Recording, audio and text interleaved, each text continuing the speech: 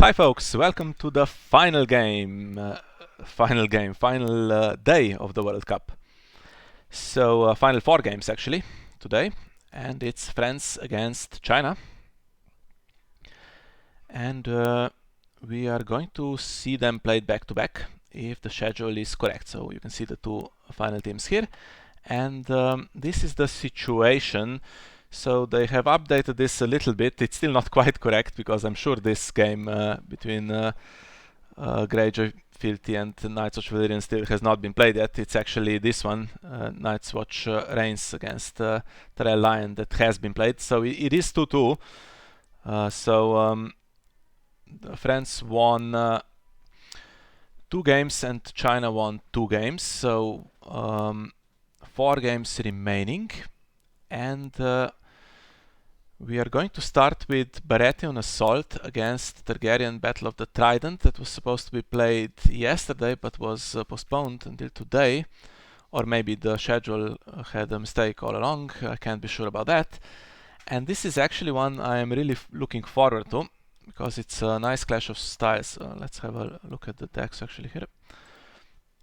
So it's this control deck that plays Storm's End and 3 Traitors to the Crown, and it's going to be interesting to see whether it can survive the aggro that the Dothraki can basically do and did in the previous round. It's a deck we've seen before, and having Storm's End in play and turning those nasty 3-claim military challenges into power to keep a board around is going to be interesting. But of course you do need to draw Storm's End, get it into play, and the plan to do that for Baratheon usually is so open with the Maiden to control initiative, and then you have Bran the Builder, but you need to push some challenges through.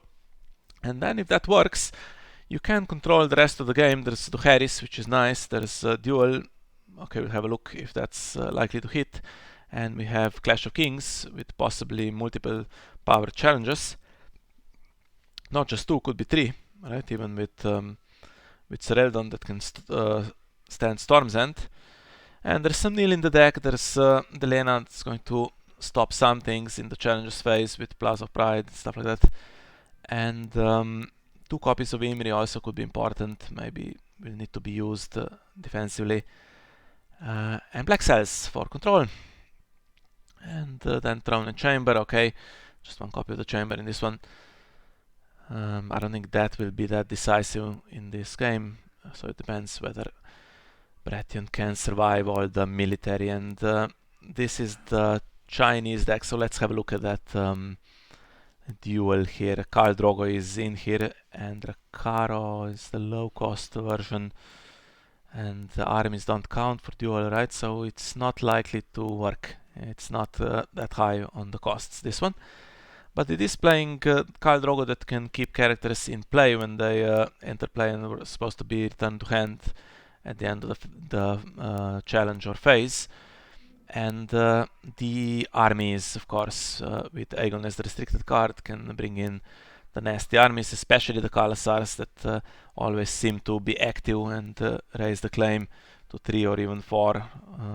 And then it's tricky to survive all of that. And okay, this attachment for strength race, we have overwhelming numbers to bring those nasty armies into the challenge. We have Put to the Sword, and Put to the Torch is a big one.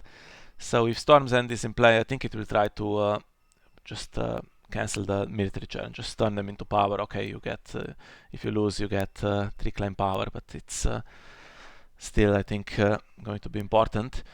And the plots, okay, Heads on Spikes. Now there is close call, but if this hits, well, if this hits at all, it speeds up the power gain, but could hit important characters like Eldon and Melisandre. There is some tempo here with Fury of the Khalasar and reinforcements revealed in with the agenda in the challenges phase that's marched for aggro. This, I guess, against Dohaeris if you time it correctly, although initiative will be difficult to win against the Maiden. Then siege preparations for the draw. Now that's siege, so that's revealed if you win power, which is against Baratheon. They will try to control the power challenge. And then Mad King's Command is an important one because the locations are crazy in the Baratheon deck. It goes very wide with locations, plays important stuff like Storm's End, Black Cells, and Throne Chamber, and then needs the Econ as well. So this will be the key plot of the game, I think. And then some more to claim here. So yeah, who's the favorite here? It's tricky to say. Let's have a look. Hasn't quite started yet.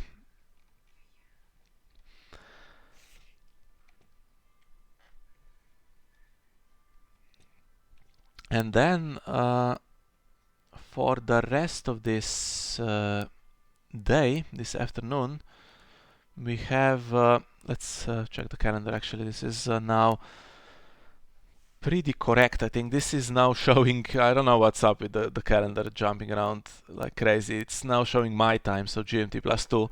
So it is 2 p.m. right now. So this is the one that is starting. And then this will be followed by Tyrell Lion versus Martell Knights of the Hollow Hill. And worst case, so it's either going to be 3-3 or 4-2 for either team in this one. So game 7 will for sure still be decisive. And it's the Stark Mirror, Stark Wars against Stark Aloof and Apart. And then if one team leads 5-2, it will be over. But yeah, chances are that the last game will also be decisive, and it will be Greyjoy Filthy with the world champion against an excellent Night's Watch Valyrian still. Yeah, the best two teams, I think, in this tournament. The French team started slowly, but it's a really crazy strong team. And still has some of its best players. Could be... Just have a look. Could be argued that they're the 4th best players they still have, possibly, I don't know. They have such a strong team on this final day. So, yeah, if anyone can beat the defending champion, it's this French team. And I'm looking forward to checking the other matchups, going through the decks if we have time. So games are played back to back, and I suspect probably that if one goes to time here, that maybe the start of the next one will be delayed so that we have a chance to catch it all. Alright, so Targaryen starting with 4 cards. That's a decent sign. And what does Baratheon bring? So this deck is using Black Cells, and it's using it with the agenda, right? It's putting cards into shadows. Doesn't have that many cards with printed shadow here. And those setups with shadows are usually quite favorable because so many of the cards can just be used for 2 cost if you marshal them into shadows, but this is not really the case here. But still gets a good one, right? With 3 characters. Unfortunately, no econ. And that could be tricky. And here we have the crown. There's 1 copy. Doesn't need to kneel itself though, so with everything having the Dothraki trait, if this thing, if cards are getting discarded, this thing can be really annoying, putting them into that pile and opening with an economy plot. And forcing Anselme to go first here. With just the 6 gold.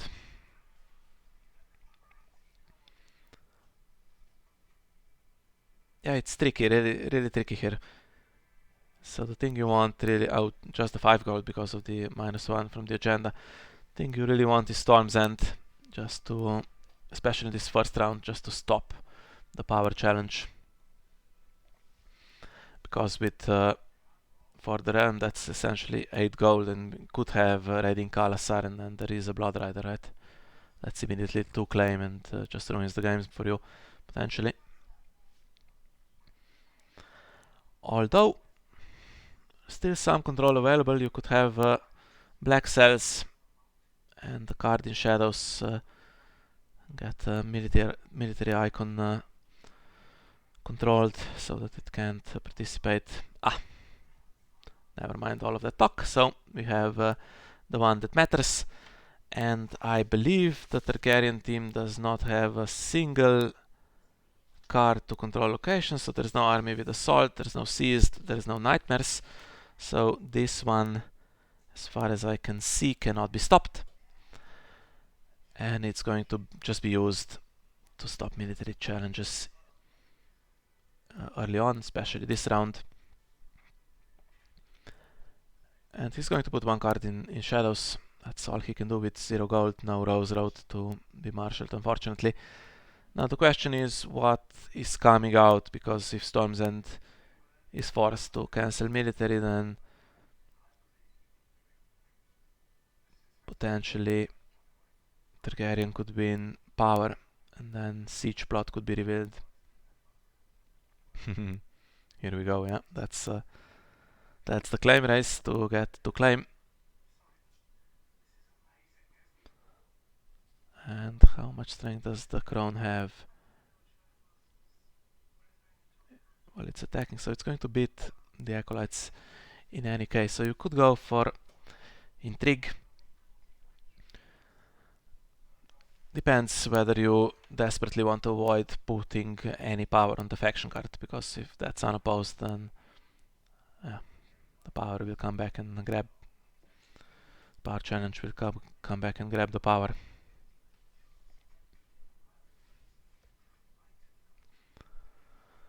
And he's non-kneeling, so he could do military as well. Maybe force the defender there.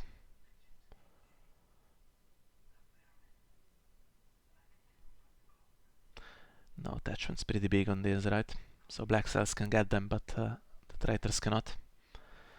And Mad King's command at some point will be really annoying for Baratheon.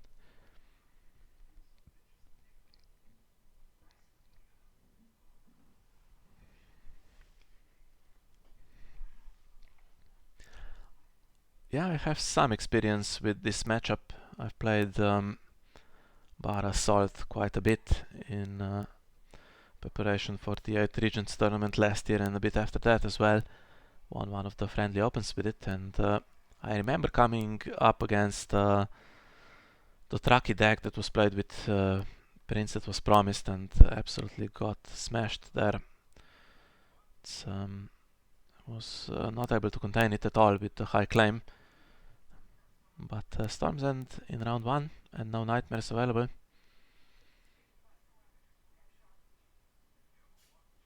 Yeah. Problem is overwhelming numbers brings it back, right? So you'd like to see it gone, but it's not really gone in this deck.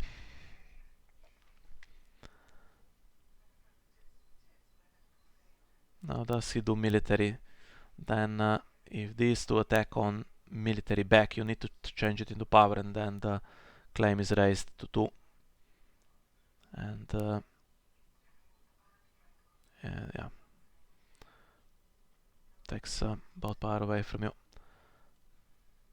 And triggering the womb, because don't want any particular character killed here, right? And now there is a second Blood Rider, and you can spare that devoted Blood Rider, can defend.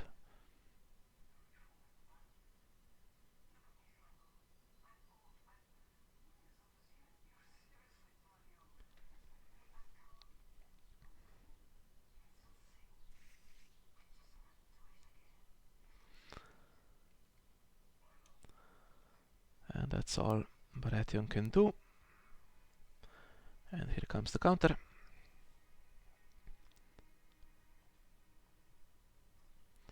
And I guess we're just going to see these defended to stop the power gain.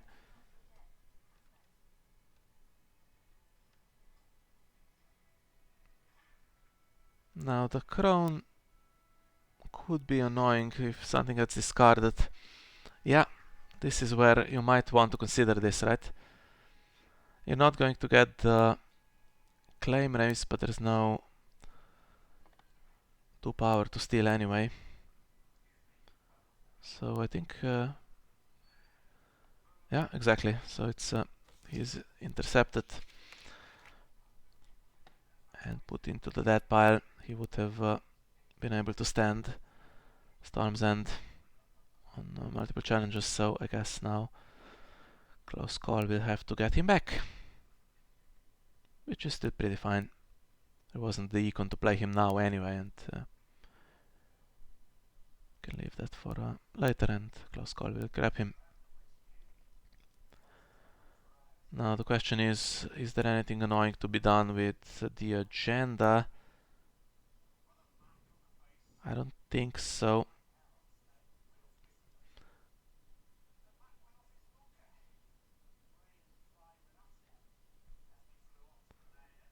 Yeah, this one getting pillaged, okay. Maybe it was not the game for him. Defending power is going to be tricky here.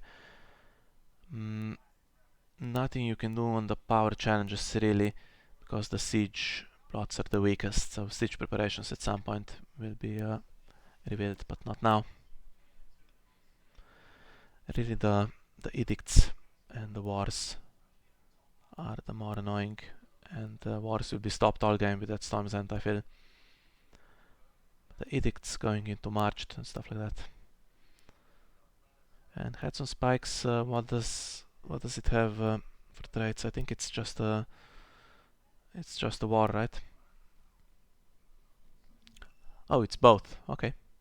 And using it in the plot phase. Hit Cedric. Okay, throne is in place, so but it's useful power gain. And now I think also looking at the initiative here, right? Because forcing Anselme to go first here on the brand builder turn is important. That means it will be much more difficult to trigger the plot. You can just defend everything and then see what's still standing.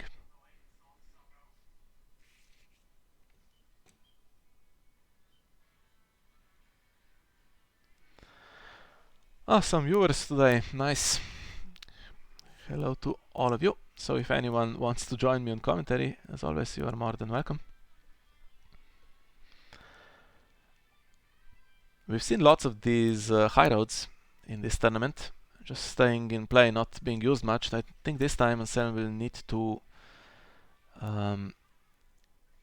use it because of Mad King's command at some point. So spend it wisely for something.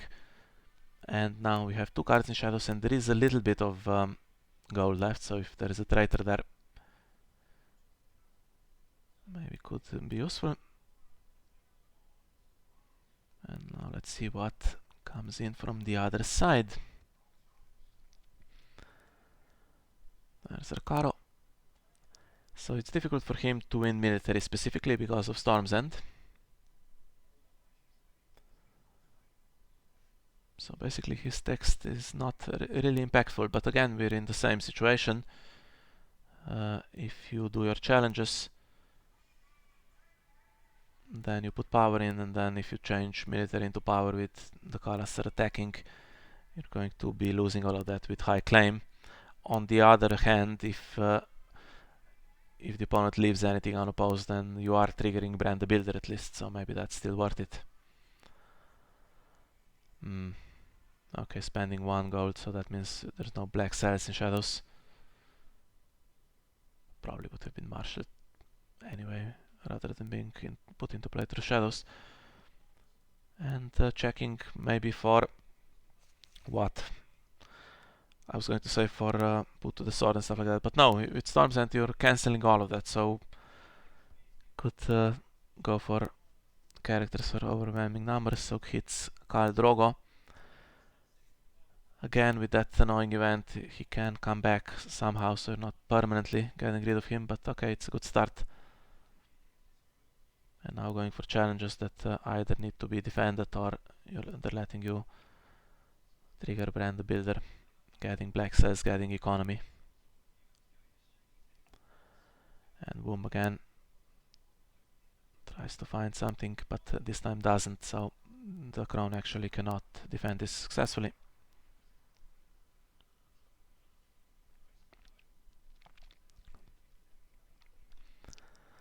And let's see what we find. Northern encampment for me would be a good one, but also black cells.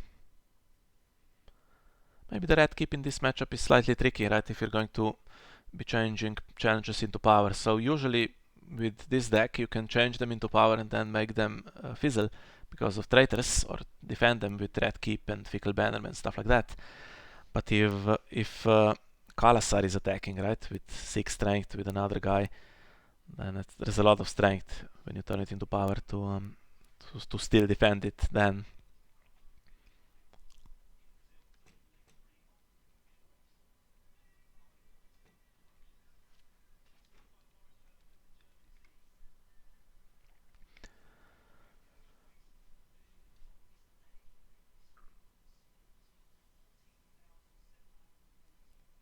Now what do you do with the power challenge? Yeah, the Chad, right?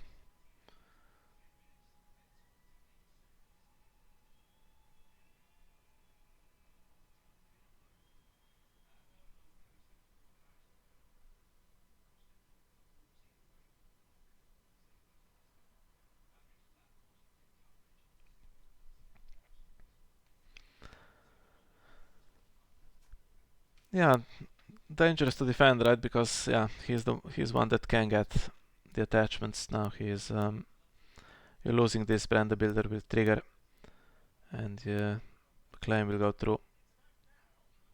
But you have to force them to come out at some point, right? So you can't just try to play around it. There's no way. So chamber is found, and now you have the throne and chamber combo. Now the Dothraki can have some extremely high strength, so maybe they can try to beat the throne, but it seems unlikely.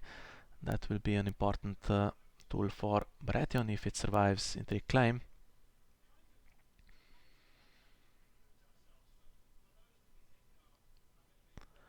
And again, Mad King's Command is a thing, right? And it will hurt. This particular version of the deck is not even that great with economy. So I had in my version, that's quite favorable here. So Storm's End is already in play. There is no location control apart from Mad King's Command, and if you don't keep it for Mad King's Command and try to replay it, it's so costly. So I think Anselme will be happy with that. So my version was also playing Pentoshi and Late Summer Feast and Trade Routes. So there was a lot of econ there. This one playing more plots that have abilities, which to be fair are going to be nice. Close Call is going to save Eldon. But the econ, so Trade Routes against Mad King's Command is going to be weak, and there's nothing else with high gold apart from that, so going to be tricky. And what to do here? If you turn this into power, you will lose this one, and then the Kalasar will do proper power. So not turning it into power, because the threat of high claim is not there, so there is a chart to spare here.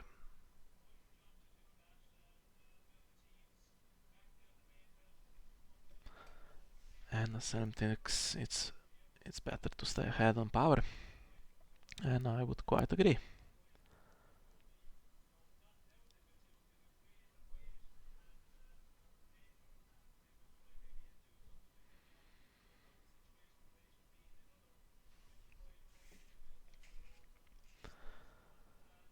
Three and dominance for Baratheon. Pillaging again, getting the second Fickle Bannerman. Yeah, losing power here, well, maybe with him in play he could have tried to defend it, but it's tricky. If you can't play him with any bestow, then it's dangerous. Although maybe after a Dohaeris could have been enough to dominate the board. So not sure how Sam feels about losing that to the pillage. And now what in terms of plots? Another heads on spikes for Targaryen, or something else? Could try to march with only 3 characters in play. Goes for the second one, and we have close call. That's decent econ, and it's going to draw a card.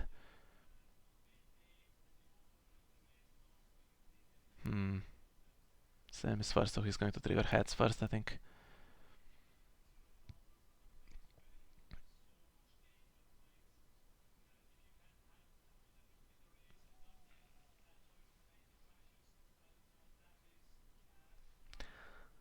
Or will he?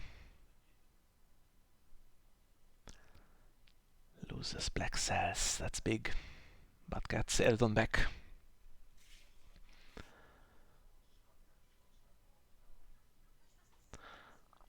Well, another card we know was in hand was Chamber, so that was also a good one. Yeah, but black cells was a really big one here.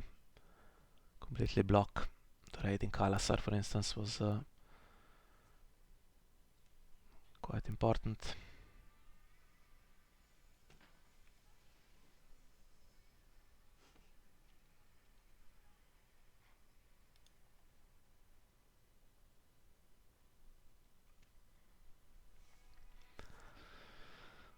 Gold is weak. There is one high road which you can spend to trade it for Chamber, for instance.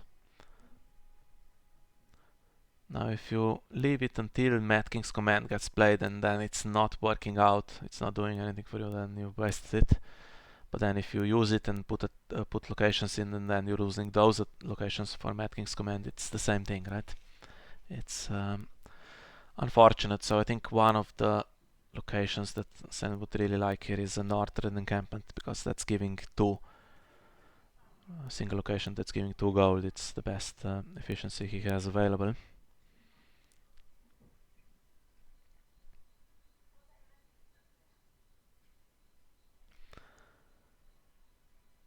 Rose Road and a Chamber. Yeah. And now we are in that territory where maybe Mad King's Command will need to be played at some point soon.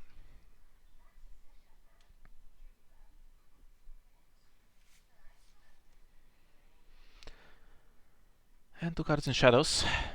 Could be a Shadow Priestess this time, for instance, with 3 gold, and kneeling Kalasar.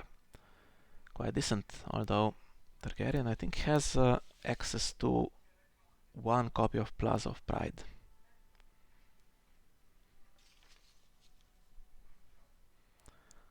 Storm's End does not stop characters from standing if they have a power icon. 8 coster, okay. Yeah, so I think now the hair is coming pretty soon because the board can be hurt, and then if... okay, he's duped, so might be kept now. I was thinking if he goes out then you get the traitor back as well. And 1 goal left, so not enough for overwhelming numbers.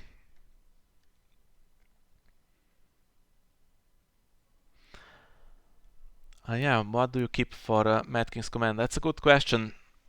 There is only 1 chamber, so it goes back to the bottom of the deck. So you're likely, not sure what the shuffle situation is here, but you're likely not seeing that again if you lose it. So you have to keep Storm's End, right? I think, unless you can put it back into play again in the same phase through shadows. So Throne in Chamber and lose all the econ.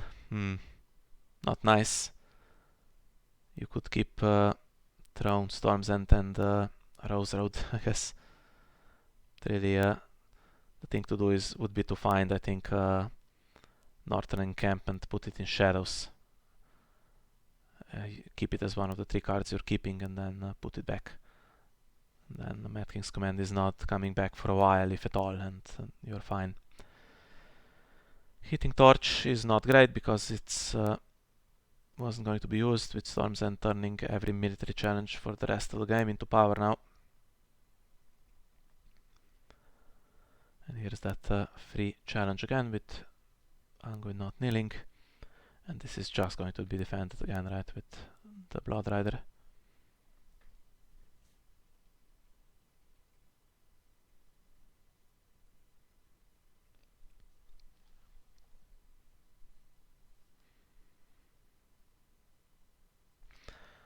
Defended with Recaro this time.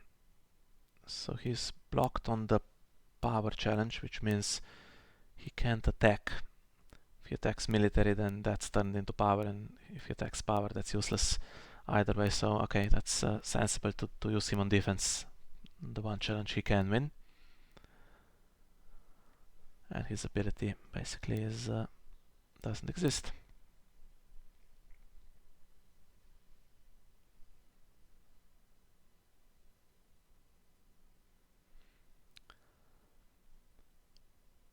have to say that it's not looking that bad for Baratheon. Now we might be seeing a lot of power coming back. But to claim power and then proper power as well. Oh. Okay, defending it instead. That's fine. And pillaging Godry this time. Okay, so just the 2 claim power, I guess, coming back. Not even that, so there was a priestess. I was going to say, even with that, it was looking good, especially now, of course, after this happened, it's looking doubly good here for Baratheon, because there is a Clash of Kings coming, and if you save some stuff, if you save Imri, for instance, for Clash of Kings, where you can not only use this just to survive, but get everything knelt, and then you do double power with Storm's End. That's a really good round, and the speed here is not that high, so you could stay ahead. Definitely a good round here, and it's not going to concede any unopposed, it seems.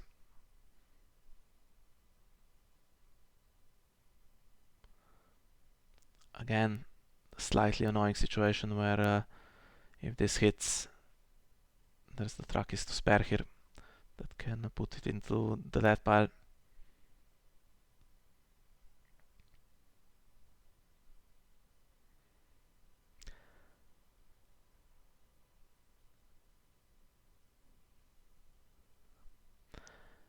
Now if you leave it unopposed, no, okay. I was thinking then if one of the Blood Riders is used, that means you can defend. And that's exactly what's going to happen, right? If you left it unopposed, then a Blood Rider here would kneel to make sure Delena goes to the death pile, and then this one with Force Strength can beat the Priestess and Angui on the power challenge. But now it can.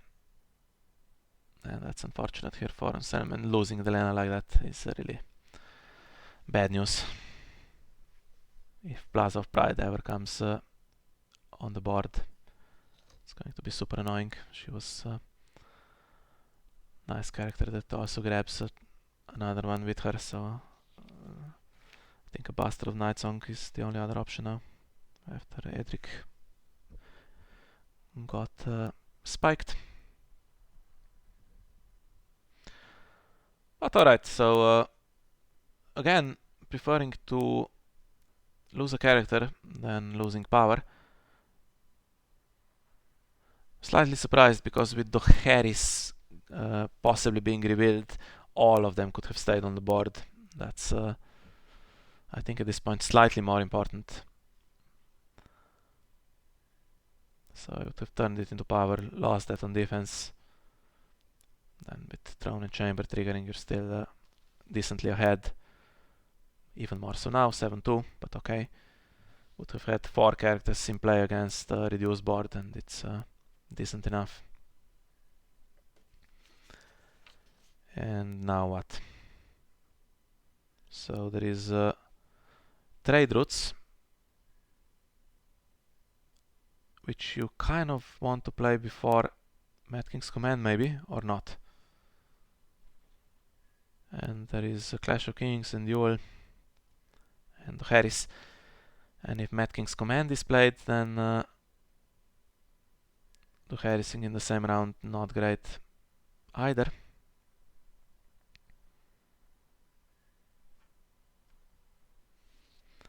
Difficult to predict what Targaryen will do with 10 plots. I'm not really that familiar with this type of deck to know exactly what the sequence is.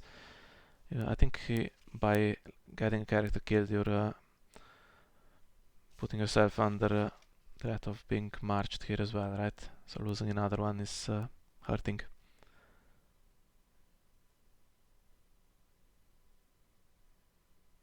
There could be Fury of the Kalasar as well, or maybe return to the fields, get some cards into the hand before the Harris. Okay, but neither player doing what I was expecting.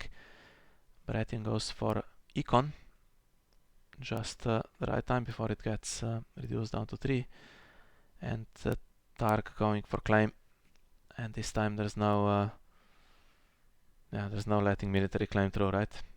You have to stop it, and then there's two challenges. There's proper military, and there's I mean proper power and military that gets turned into power, and you can't concede both of them, right? So if there's a way to defend, I'm sure Baratheon will try to do that.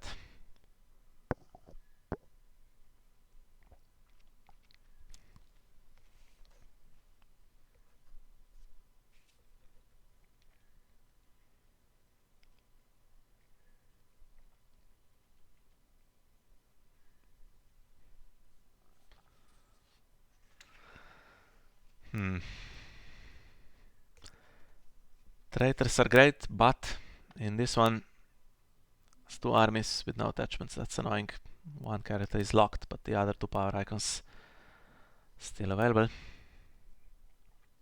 So you need your black cells for them, or Neil. Just a Melisandre would work fine.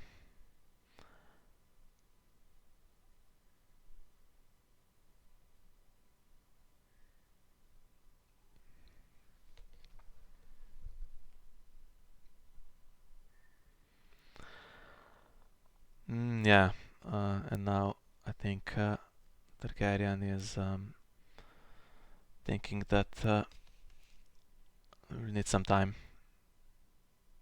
to get ahead on power here with Throne and Chamber, and Sam just defending power and suffering claim instead of turning that military into power last round. He is ahead, and 25 minutes he could try to stay ahead even if his board gets destroyed. So the claim raise army knelt. Remember, there's another one here if overwhelming numbers ever gets drawn.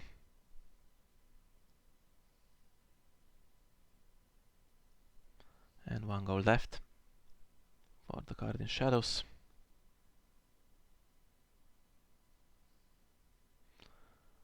Melisandre was actually one of the cards in shadows, so interesting. Trying to save her from the crown maybe, and from heads on spikes, because she doesn't trigger when she comes in from shadows.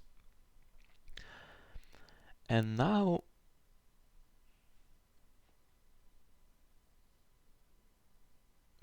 extra claim, but no military challenges. And now if military goes through with increased claim, you can spare them, right? Because you have 5, let's say 5, 2 and 2, 5, 3 and 2 maybe. 5, 3 and 2 possibly, yeah. So you can lose 2 characters. They're not going to be surviving the Harris anyway. So you don't need to turn military into power if that's the only concern now. He does have an ability, of course. He's going to get a power claim, just the one claim though, on top of it if he is in that challenge.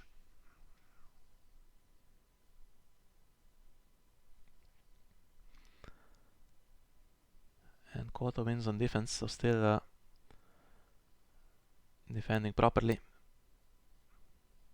Yeah, doesn't want to concede any unopposed here, because Baratheon is ahead, and genuine chance of staying ahead.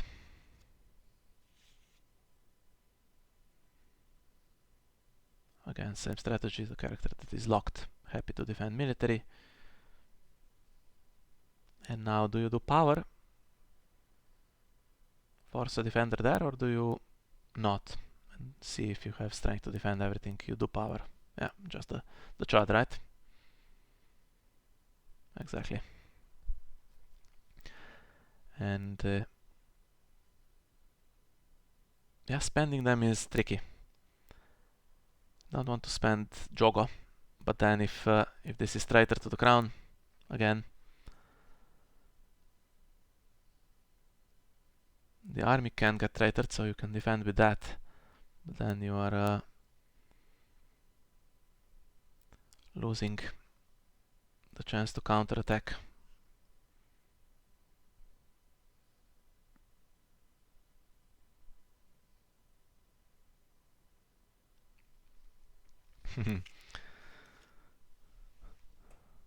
John Erin, okay.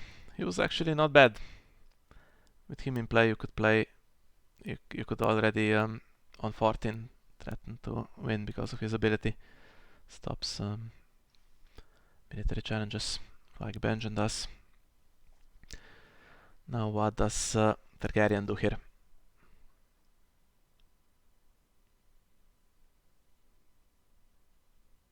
I guess starts with intrigue, right? Like always. This time it's to claim.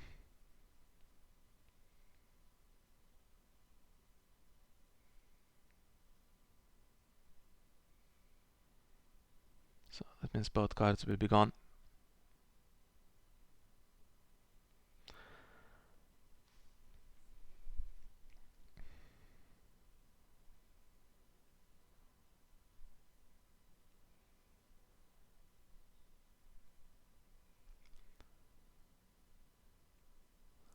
And let's see.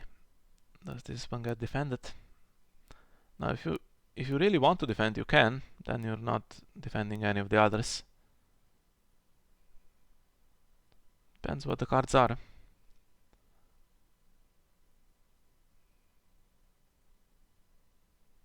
Okay.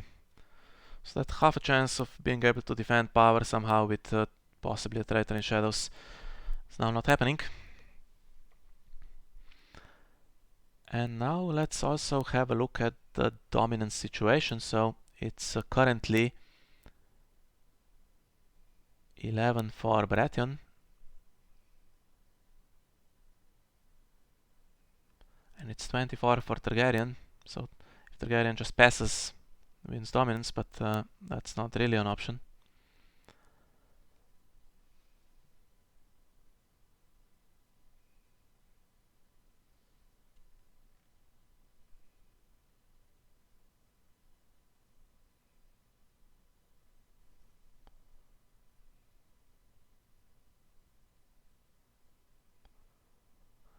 Does he attack with just these two? If he does, I think Angry defends and going power first maybe.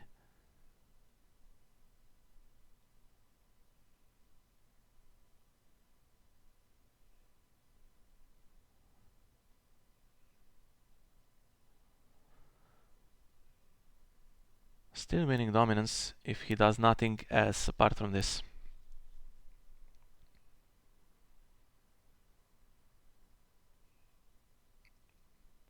And that's unopposed, and to claim that will almost equalize now.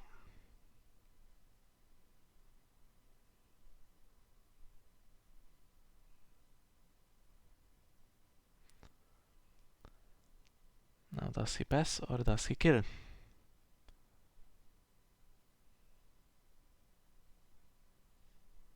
This guy has a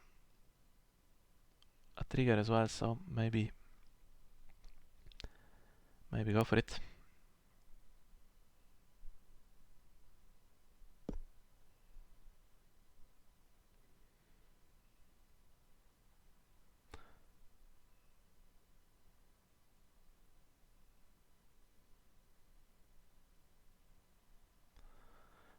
Or you could tie dominance if you leave him out of the challenge.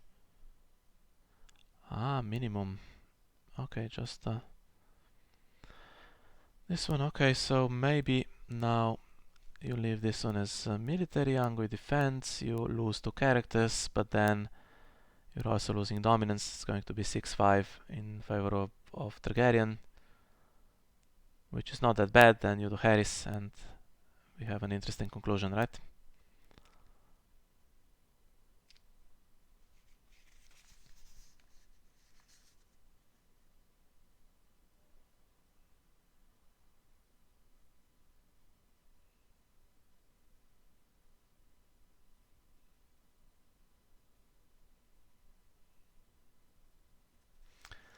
Killing the 2 acolytes.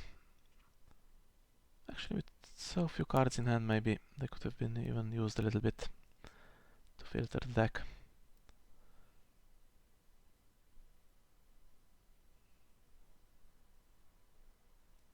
Six-five. Chance for either player to get to 15, but it's looking like also it might go to time.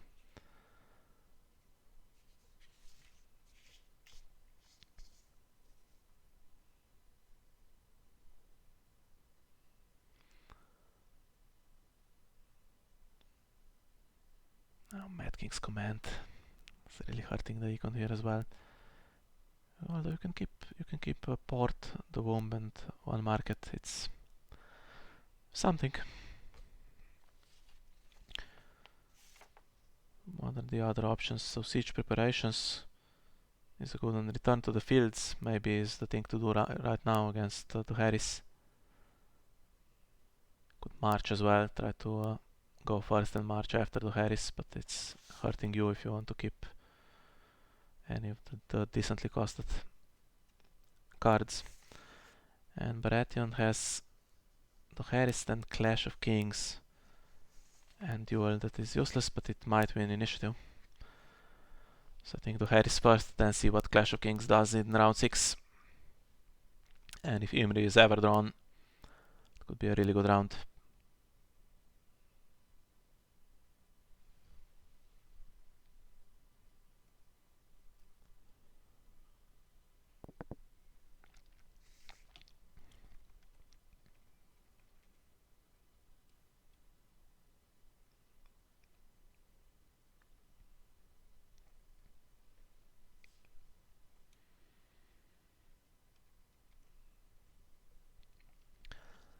Yeah, okay. Finally, Targaryen goes first for once, so just to be able to use the plots in a specific way. So once the colors are in the discard pile because of overwhelming numbers, and that brings Baratheon down to only 2 characters instead of 3. And what do you keep here? If you don't keep Rakaro, then Traitor gets recycled, although you have no attachments cards available, the armies. You could try to keep the icons, so the 2-coster, the 4-coster. It's slightly awkward, you can keep just one of the Blood Riders. It's awkward either way. So the Harris is doing good work here. And these 2 cards must be useful, right? Because Anselme protected them last round from intrigue. Crown, Blood Rider, and Rakaro. So Rakaro is the character with Traitor attached.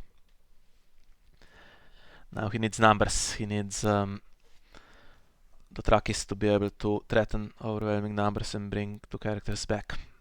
And remember, there's 2 copies of Sin in Flames in the Baratheon deck, which can intercept that.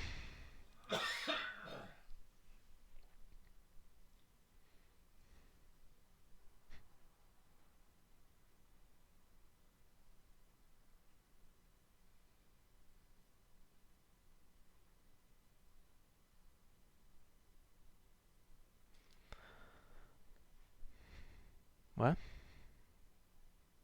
good start, but needs something apart from this. How about an Aegon in Shadows? Koto. Well, it's another good icon. Just the 1 power icon now though, and it's trapped.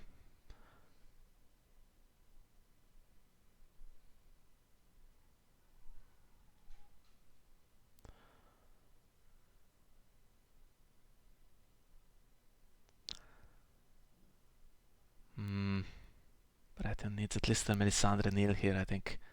It's such an easy control element. So Melisandre Neil and then a Black Sails would be perfect. Now does he have Sin in Flames as his last card? And boom, triggers first. Can't get Aegon, but it can get a very cheap little power icon that makes it tricky, because it's going to initiate a normal power challenge rather than the one that gets turned into power with the Storm's End potentially. Now is there a Sin in Flames, a Shadow Priestess, Black Sails, anything?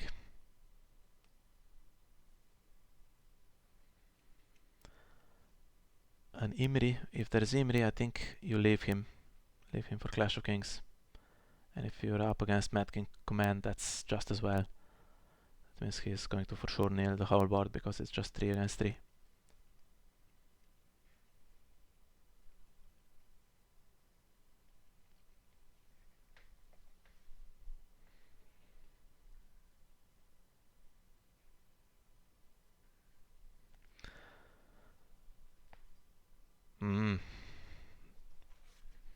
Not going for the power icon, going for the intrigue icon and military one. There is one Blood Rider, but plenty of the Dothraki characters and overwhelming numbers, I believe. Oh, never mind. Never mind. There was a Sin in Flames as the final card. Why not play that first? See what's in hand before you do the Priestess.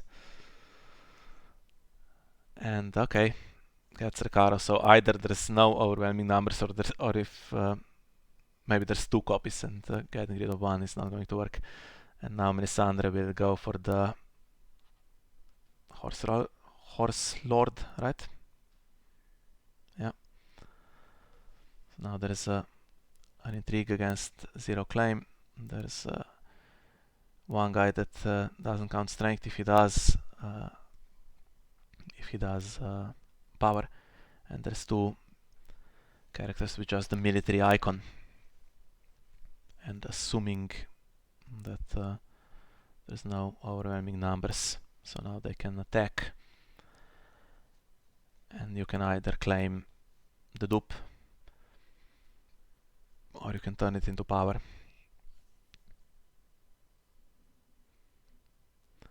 At this point, I think now Anselme's strategy changes. He's going to possibly use Storm's End on his own challenges, right? Turn his own military into power, because it can't be defended.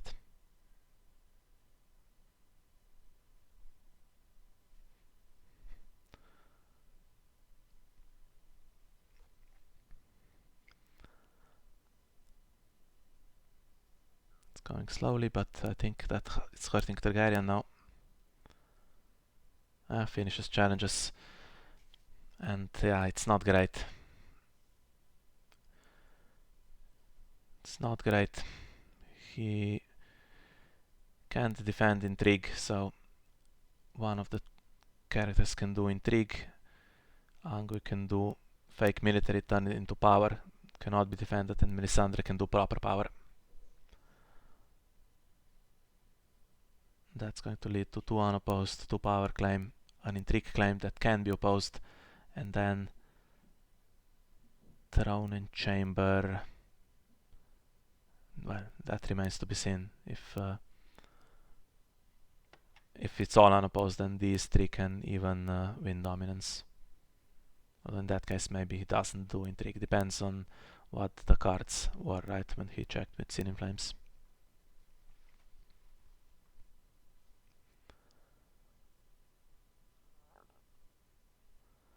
Angu is standing, so he can do power.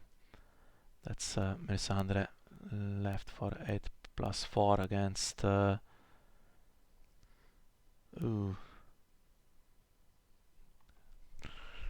as well.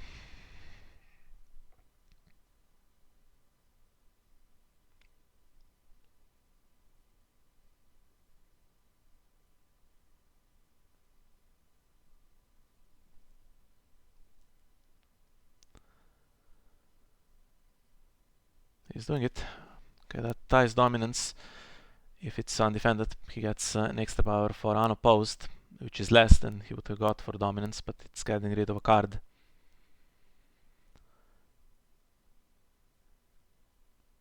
And I don't see any good reason to defend this.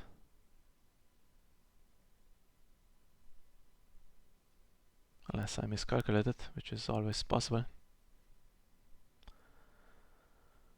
Well,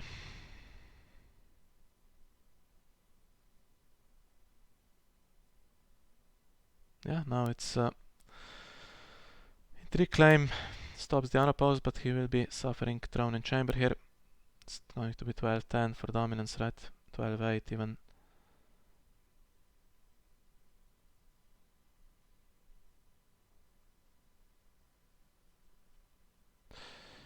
I did miscalculate, didn't I? It was always going to be 12-8 if he left it unopposed. Yeah, that's excellent. 3 plus 3 equals 8 in my book. So that's even better. And now Clash of Kings. Can even go first and use Storm's End.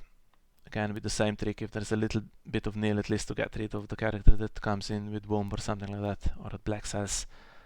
Then you're going to get your unopposed power, and with Clash of Kings triggers that's game winning.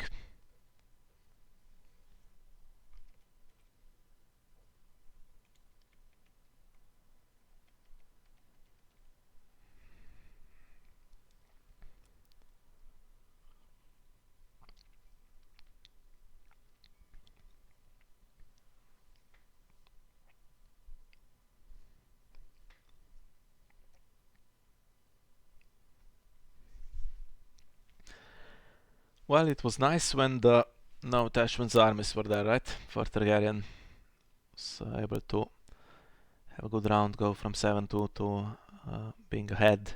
But as soon as those power icons that can't be controlled as easily are gone, and it swings heavily into the favor of Baratheon here.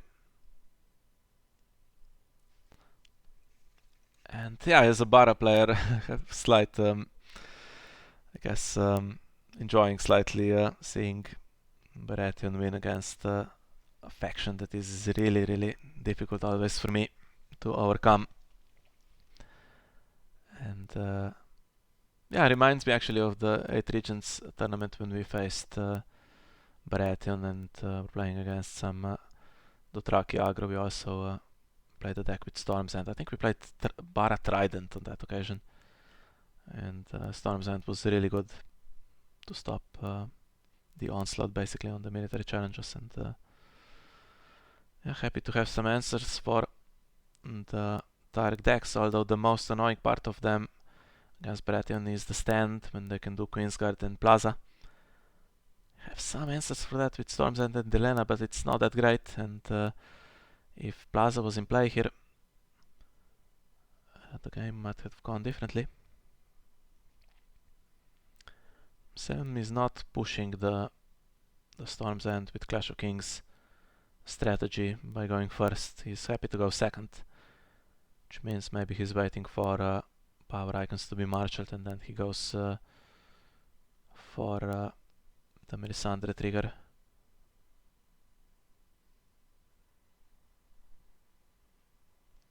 The danger is that if your board gets killed, then you can't do the challenges, but he's not getting his board killed here, right? 2 dupes, okay. No additional character, but it's fine. And what's the card in shadows? Best possible scenario would be Sin in Flames or Black Cells, or I guess Imri wins the game. But let's be honest, with time running out, if you are under pressure with 11-3, just don't use Storm's End ever, and try to defend, and you are finishing ahead. And really surprised that at no point in this game did Targaryen pull the trigger on that Mad King's command to try to split the locations. Throne and Chamber were just one copy of the Chamber that was found with Bran the Builder, but it's been doing great work all game. And if you try to split them, play Mad King's command, and if Throne and Chamber are kept with Storm's End, then all the econ goes. And you can't control absolutely everything if you have less gold here, if you are Baratheon. And that's a pretty sad reveal for the Womb. Just misses completely. Yeah, so many dead cards with that Storm's End. Put to the sword, put to the torch, all dead. And there's the characters that work when attacking on military. Now Aegon brings some tempo here. Brings the Kalasar. There he is. what's the, it says card number 1 because it's the last one remaining, but I'm not sure. So it is possible to track which card is which. I'm not sure if this is one that has been in shadows the whole game, but yeah, saving him for Clash of Kings. And now here we go. Going to sack everything except Chamber and Storm's End, right?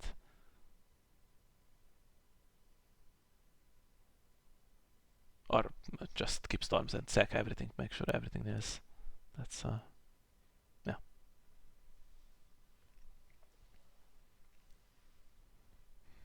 You're going to win before dominance anyway, so forget Throne and Chamber.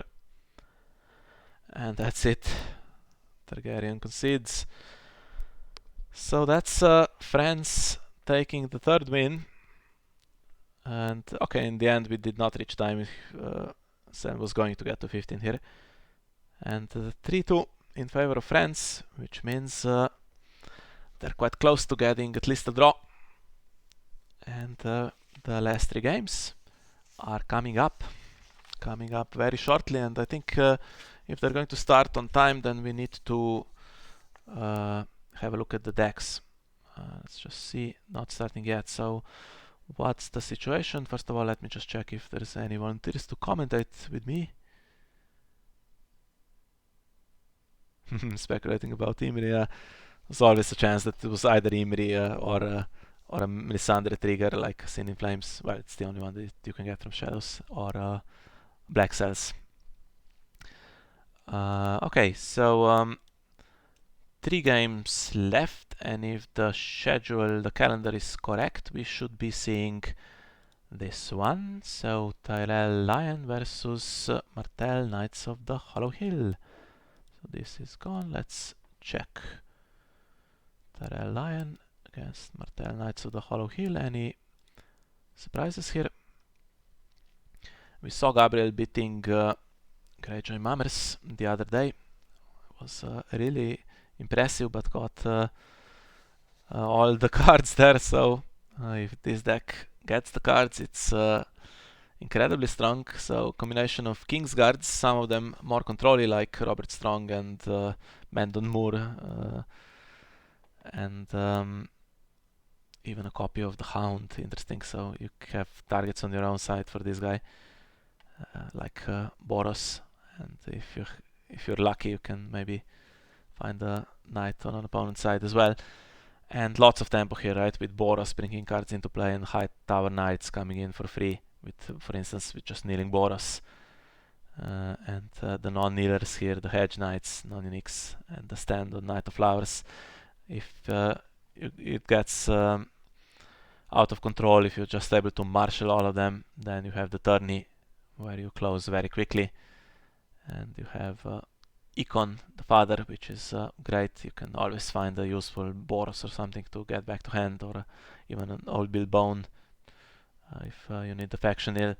And then the 2 Valars, which if the game is going for you and you're getting the tourney, you might not need to play them, but okay. If the game goes 7 rounds, you're forced to play both, which is risky, but seems to be working for Gabryel. And no political disaster in the deck. He's still playing the 2 Tyrell locations that are dupable and give good gold. He's playing the cancel Red Keep, Undercity for the draw, Old Town to speed up the power gain, and the event's not surprising at all. So Clever Feint to put stuff back in shadows. There's more Econ here, and the Iron Bank will have its due is an Econ, and also gives you a chance to replay some of the cards that have come into play abilities. Now, what is this up against? Oh, of course, the reset. Well, that's a good matchup. It's an interesting matchup. We had one ourselves, I think, in the Swiss stage, where the Martell deck was not fast enough installing and did not manage to turn it around. But so if the game goes long, this deck is incredible. Has 3 copies of Last of the Giants, into possibly Varys to reset the board that way, into Jaqen Haggard to kill uniques, into Lysa to remove something, into Meg the Mighty as a surprise, which is can be quite good. Then has a bunch of non-uniques, slightly low on Misty Morn, just the one copy, and has characters that can escape, Ariana and Obara, so they can escape before resets trigger. And a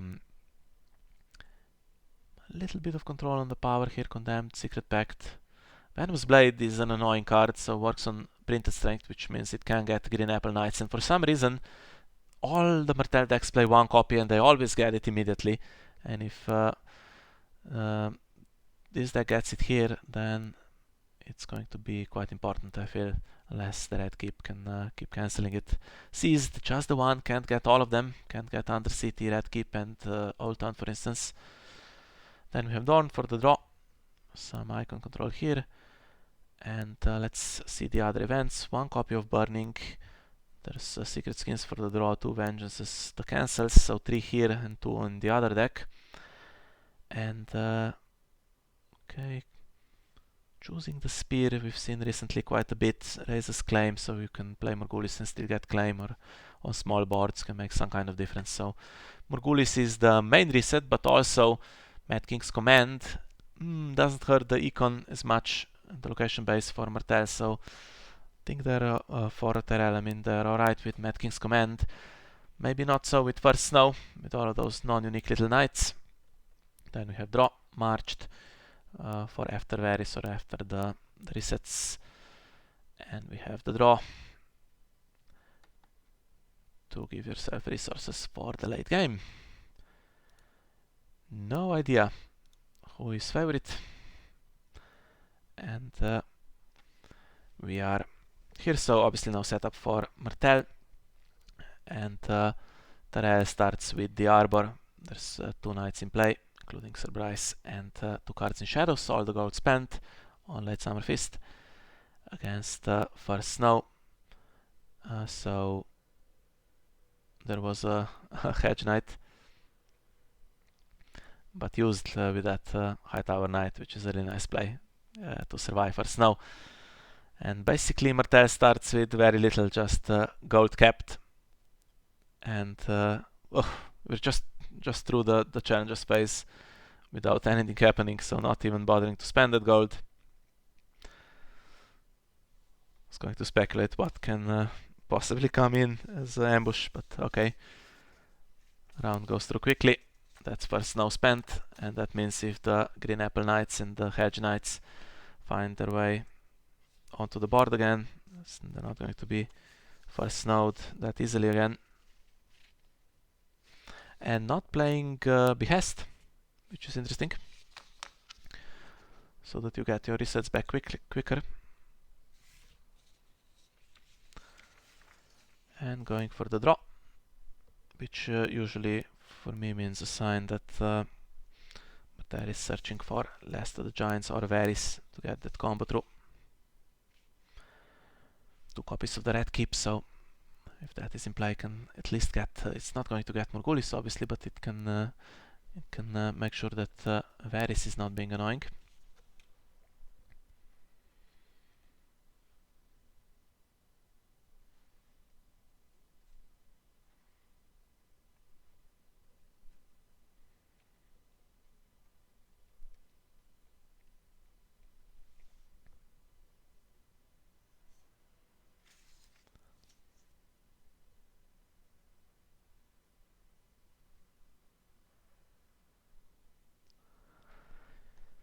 Yeah, something comes in to at least defend a little bit, stop unnecessarily giving power away for unopposed, and he's kept the gold if he has the Varys combination here.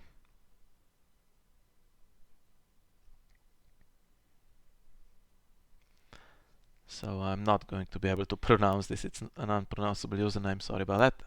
Just call it Martell for the rest of this game. His Viper Ice is going to get Clever Feint. I was going to say before I read that, I was going to say it's going to get either Clever Feint or the Iron Bank will have its due or something like that. Now there is no Shadows actually in play at the moment to bring back, but yeah, it's going to be very useful. at some point in the game, right? When you smell Morghulis, just stick your Knight of Flowers and stuff like that back into shadows. Keep them alive. It's feeding Martell's hand this, but you need to go for it, right? That's the way to win. You have to win before they can draw their entire deck and reset you into oblivion. And then they win. Because they have the cards and you don't.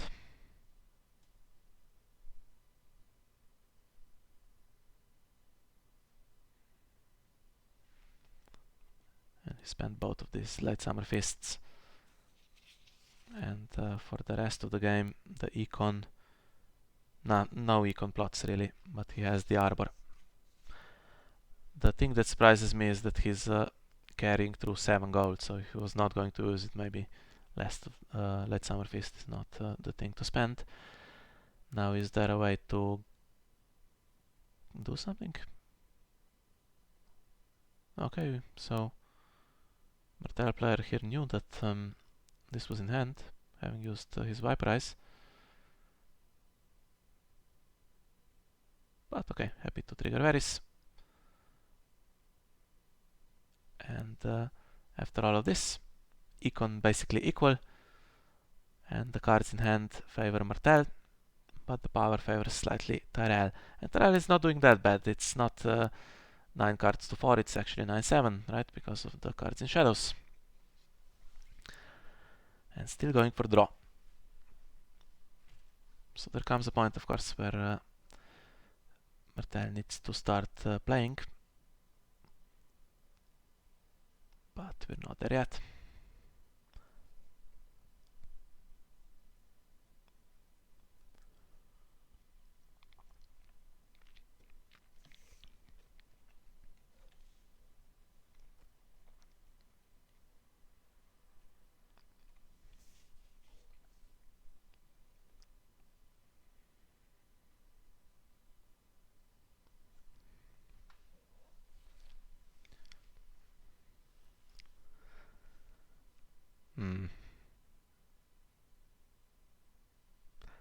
Just the 2 icons, and the knight is kneeling at the moment, so is there that Venomous Blade?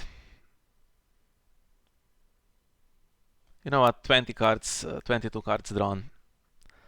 So it's odds against. They always get it somehow though. This time finds Condemned. Get rid of power icon.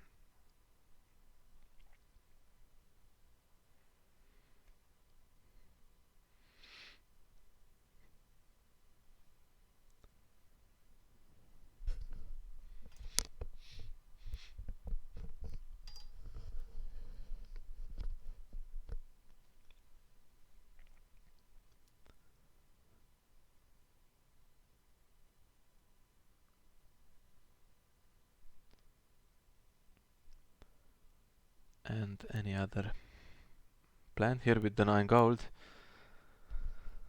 By the way, it's ridiculous to have 9 gold on accounting Copper's turn.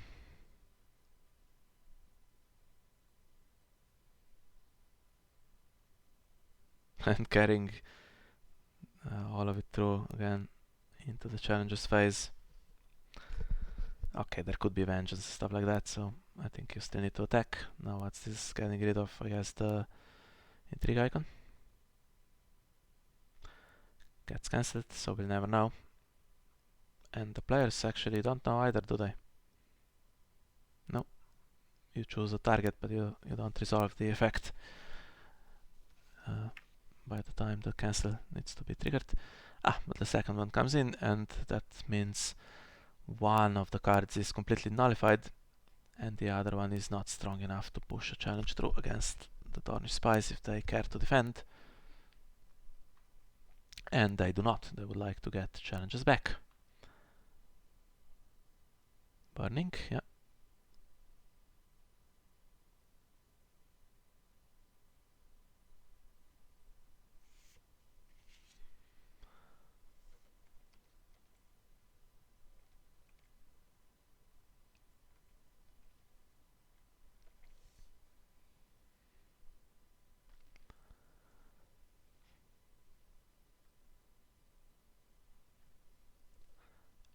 to do here in terms of military claim. Never mind, you have to claim them both because of the zero cost event.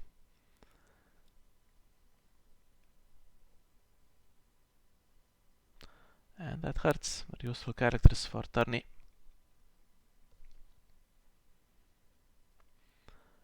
And now it's Martell that is way ahead here on the board state. Still not on power though, and there's 4 cards in shadows. And the Mad King's Command. It's interesting, right? If you're playing Knights of the Hollow Hill, you're low on locations by default, so this makes complete sense. But this deck so much relies on the card advantage.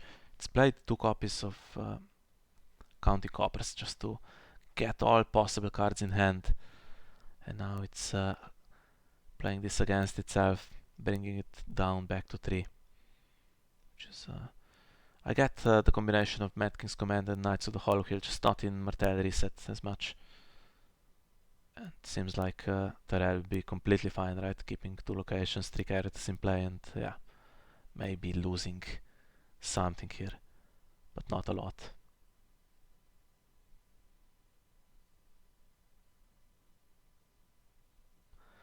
Actually, when this plot was designed, there was some fear that Knights of the Hollow Hill will play it and open with it, right?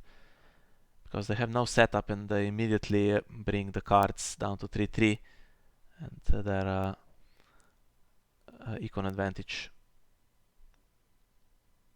then starts for the rest of the game. They can presumably, with the 3 gold plus 3 from the agenda, get 3 characters into play, and then you play the rest of the game with their modifiers from the agenda, and you're doing alright, but never seen it in actual play, so looks like it's not worth it.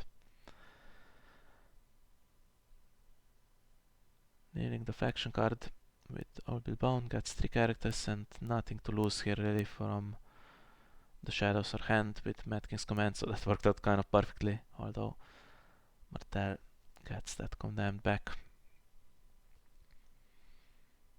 And here is where 5 cards are lost for Martell, and those 2 counting coppers. Yeah. Not looking so great, right?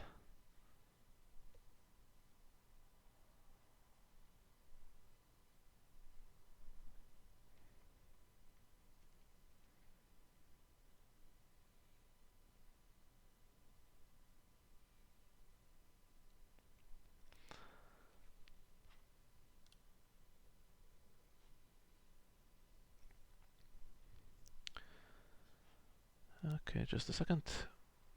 We have a chance of someone joining us. Maybe later, okay.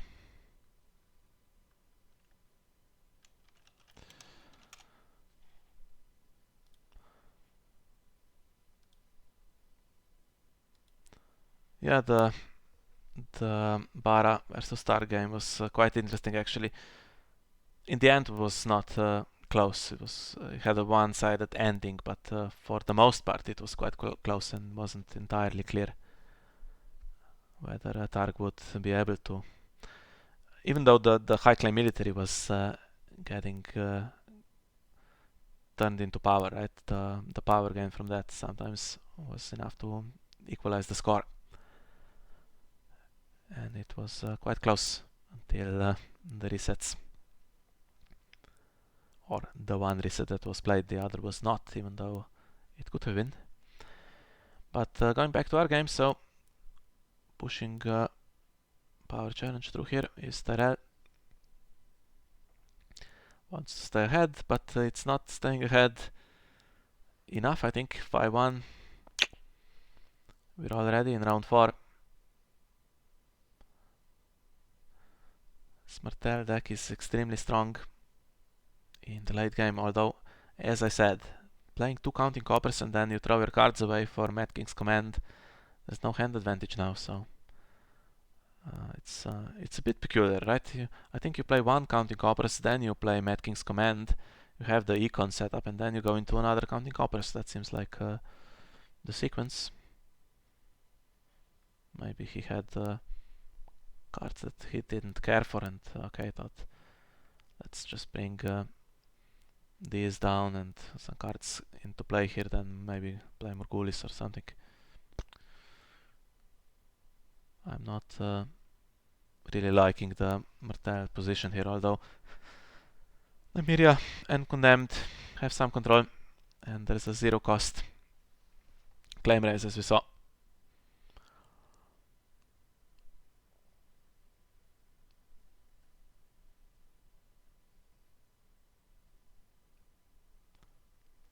She's not taking power. They're going for military, wants to get an advantage and then win in the long run. Doesn't care that much for leveling the power here and playing with this board state. Clever Feint was the last card, so it just used to put Old Bill Bone back. Now there is 0 gold, so can bring him back, and is there a claim raise? There isn't this time.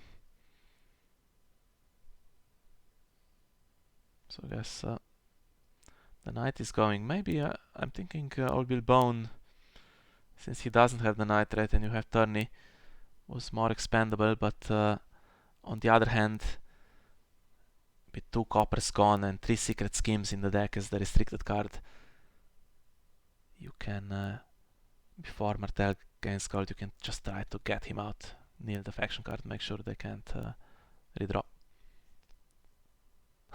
Okay, they're redrawing with siege preparations. Okay, so that after Mad King's Command, also an option, but it is slow.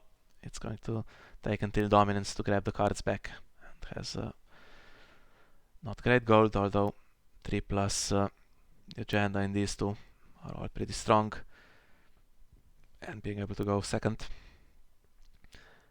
And here is where Martell needs to reset themselves with the 2 Valors, so the Harris is not going to matter, it's that type of game. And getting rid of Morghulis, and he is left with the Harris and Tourney. Which one to spend first?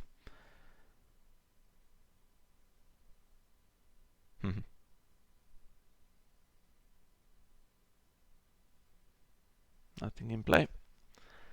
And he is not doing Old Bill Bone. Guess it's with siege preparations rebuild, secret schemes maybe not that big this round, or is it? Could still be. Could draw 4 here, get some board, empty most of the hand, then redraw.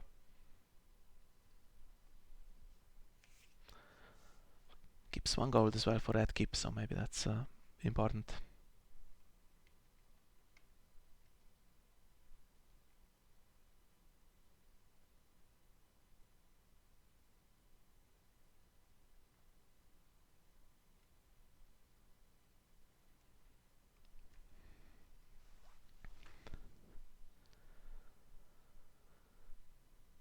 Well,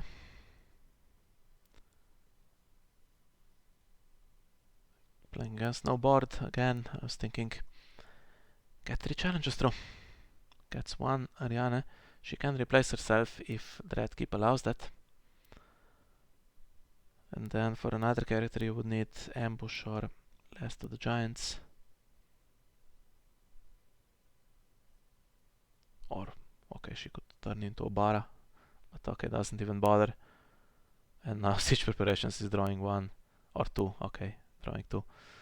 Gets rid of the Guild Hall, and that brings in more econ. Mad King's Command gone, so you're safe. Counting coppers would be nice on the other side. What's the draw here? There's no draw, actually, just the Undercity, which is still not in play. And there is a close call that has already gone. Might get to it again in this game, in round 8. That can draw an extra card.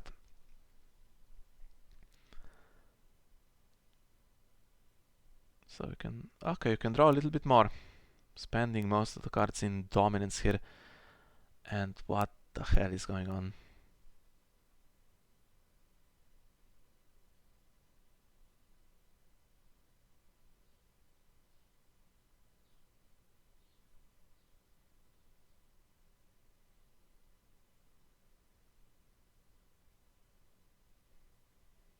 Okay, red keep tries to cancel her.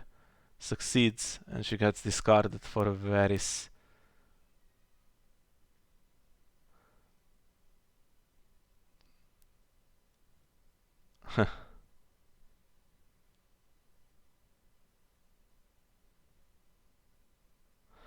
Well, any opinions on this one? Slightly bizarre, right? To trigger Varys against an empty board.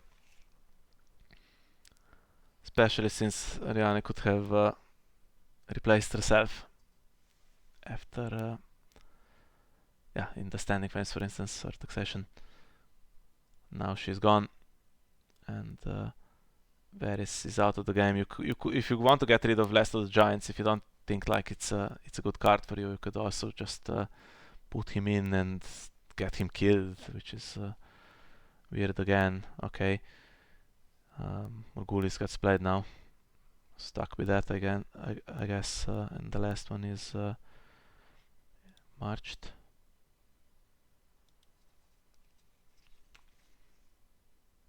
Still seems like Rihanna could just trade herself for something else, assuming something was in hand before the siege preparations trigger, and then you keep your Last of the Giants Varys combo in hand, and you march your Morghulis instead of going through all of that. Well, either way,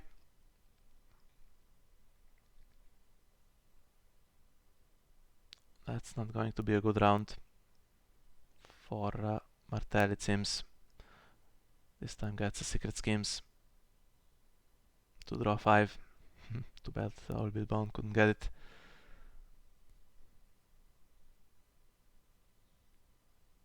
And okay, drawing Winged Knight.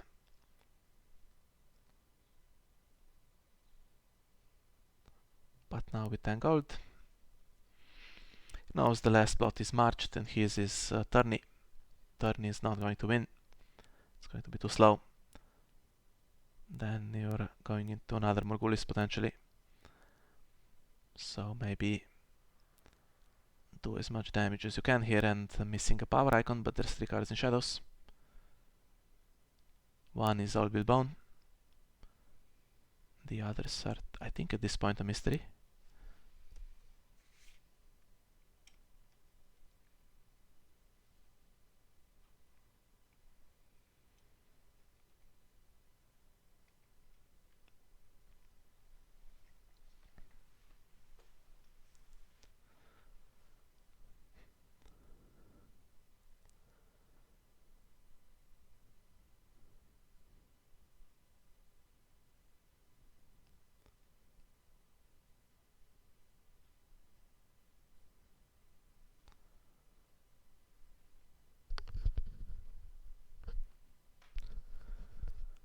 Unopposed Intrigue, I think he has Renown too, right?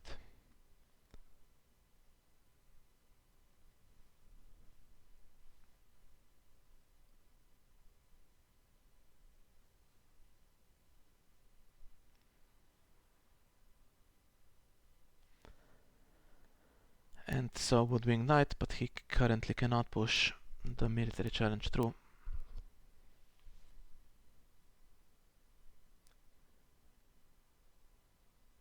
Two gold left, so there's 2 copies of Vengeance for Elia, and now we are in that range of being able to draw your answers, because he's has 25 left, and that means he's drawn 35,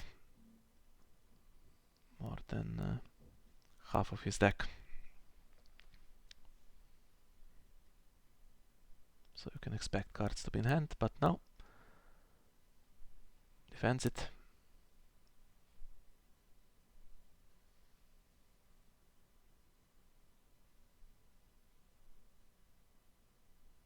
And takes dominance, so 7-7. And it's actually, yeah, we're getting through this quite quickly. So when I joined it the first time, it was just breeze through in seconds. Still half an hour left. Both players on 7, so we could get to 15. And yeah, This is the play. Definitely get Old Bill Bone while there are still 5 cards in the used pile to stop potential second secret schemes, and now goes down to 0 in the used pile again, so no draw from that for a while, although 2 coppers get recycled, so last lots will be turning against Marched, and if you march the escort now, he is not getting back because there's not going to be 3 or more for a while. So do you march the cat? No, you march escort. And Old Bill Bone on the other side. Makes sense that the character without the night trait.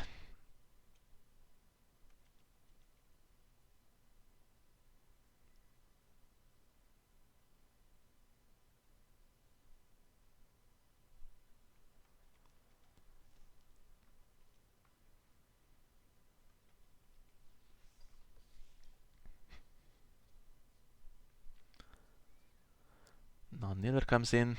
Now where are those? Where is that Venomous Blade? The one copy that Martell always draws. Slightly tricky. You need first of all to put a Martell card in and then attach it. Well, slightly tricky, should be easy enough, but it's really low on characters, right? It's playing 23. Samart, non-Martell. So there she is. She is very good with the blade because she can replace herself. No blade. 6 gold left and 6 gold on the other side. So red keep is available and there's some gold left to pay in case he calls it thinking, tries to cancel the red keep trigger.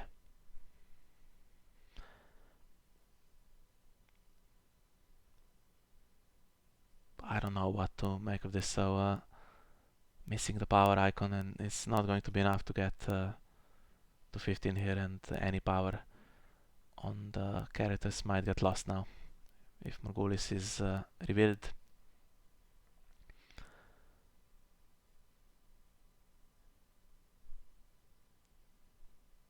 Brings Tyrell back down, but then it's a weak round, right? And if some of that power goes on the faction card, it's Old Town and there's power claim potentially, then playing against that weak Morghulis round. He's trying. That's the last of the gold here for the red keep, and now he calls it thinking can't get Boros. He's trying to get a good number, put them all in the challenge.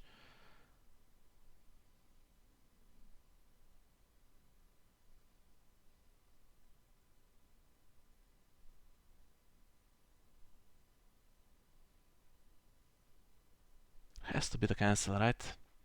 No. Oh! One is gone, yeah. Doesn't have it. Now the Knight of Flowers is possibly going to win the power challenge unless Sara comes in and might be unopposed. He stands.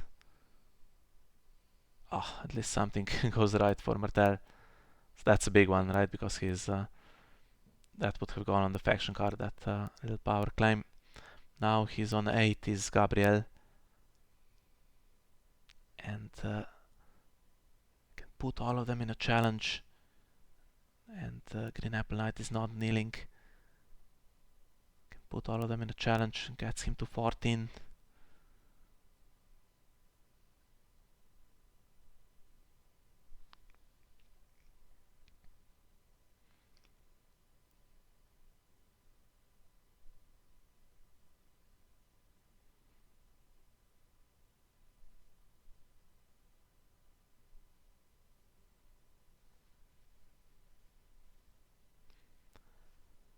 This guy has some text as well. Actually, this Knight of Flowers is not a lord.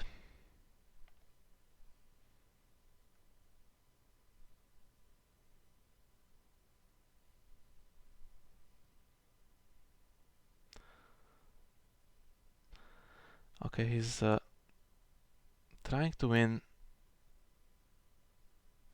without putting everyone in the intrigue challenge, so that Green Apple Knight can get one here and get one for military. And if this is just going to oppose, that's not enough. It needs to win on defense. Needs to win one on defense, does Martell, I think.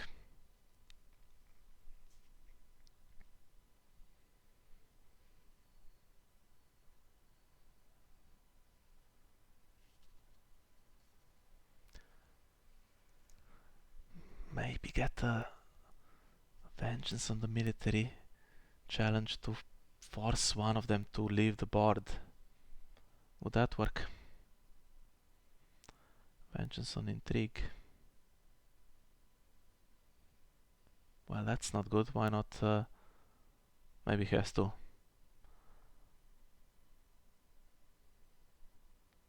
So renown happens before claim, and if vengeance is played on the military, one of them has to leave the board, and then you're not on 15, right?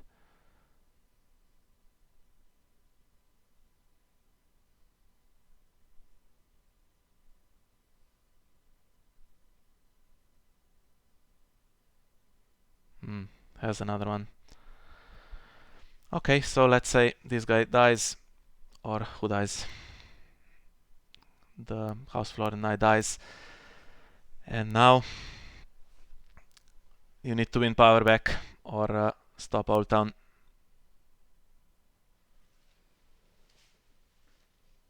Not winning power back, so does he have cancel for Old Town?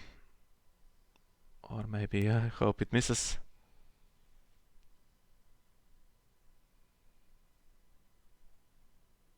Oh, it misses. Calls character blindly, and it's Bounty of Highgarden, which is not great. It's so it's going to draw Econ, which he has plenty of, and he needs characters. Now everything dies, and Martell is ahead on power.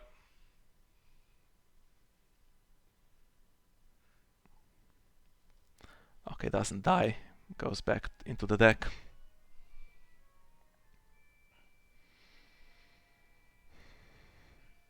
So close. Just needed one more power there. If he could have pushed the power challenge through. That's the one challenge where he was weak on icons.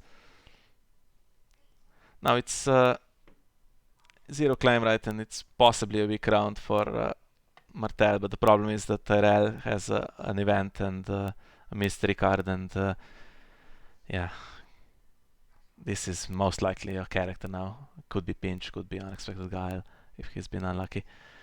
Can he have a good round? Can he push a power challenge through and get ahead again?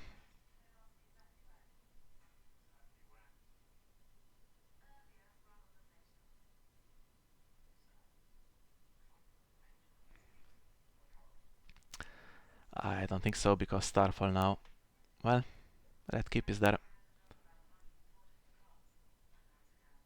Ah, he's back. Too bad he couldn't be duped. Survive with power on him.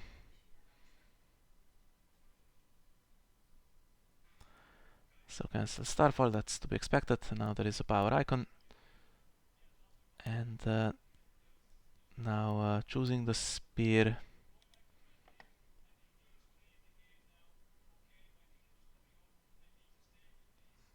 One copy still supposed to be left, I think. Oh no, there's 2 copies in the deck. So Knight of Flowers goes for power. Obara tries to defend, which she should. There's no gold for Robert Strong. Knight of Flower wins, and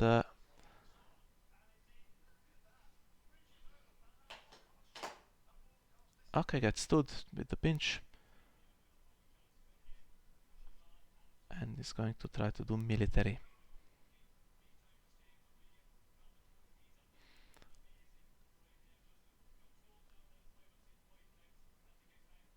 Haha, does not defend.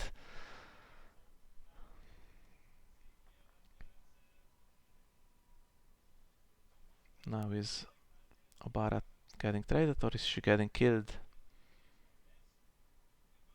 Yeah, that means that choosing the spear is in the deck, right? It's going to try to raise the claim to 1 to kill the Knight of Flowers.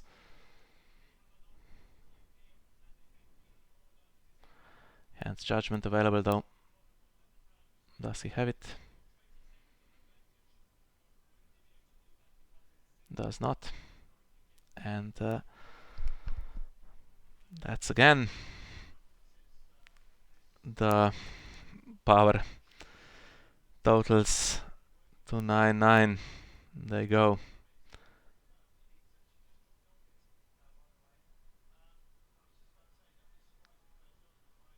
Now what? Close call.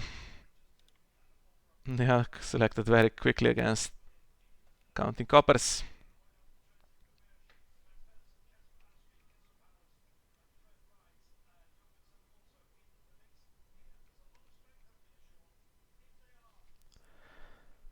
Okay, I think we have Hannes joining us now.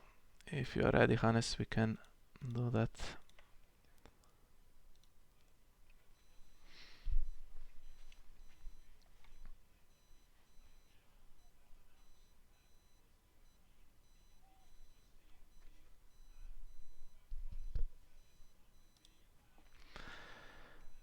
Okay, so what do we have here?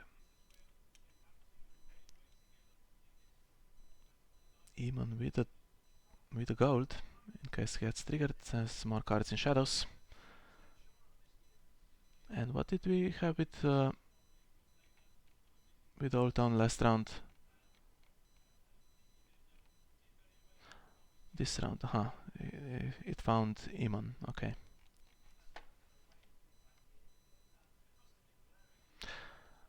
Not joining with Hannes just yet, okay. And let's do this one alone until the end. Here we go. That one copy of Seized finds its way onto Old Town, which was a source of passive power. Missed when it was most important. Doesn't seize the red keep though.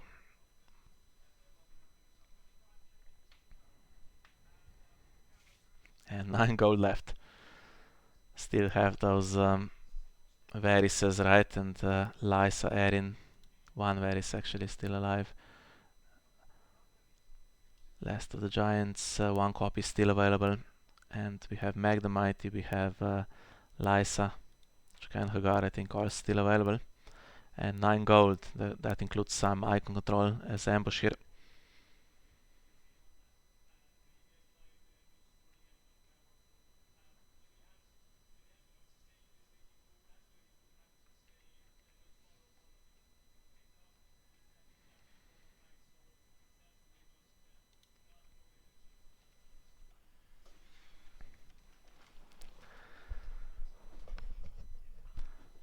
Starfall gets cancelled. I guess it was trying to take the military icon this time. Doesn't fear any power in shadows.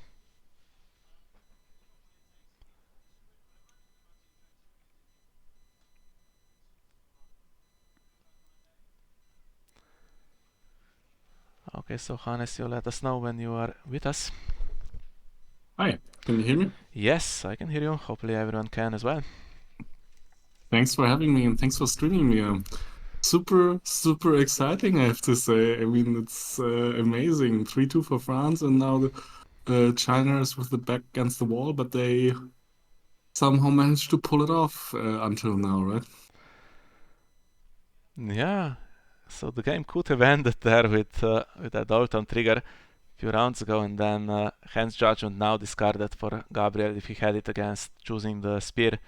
Would have been interesting as well.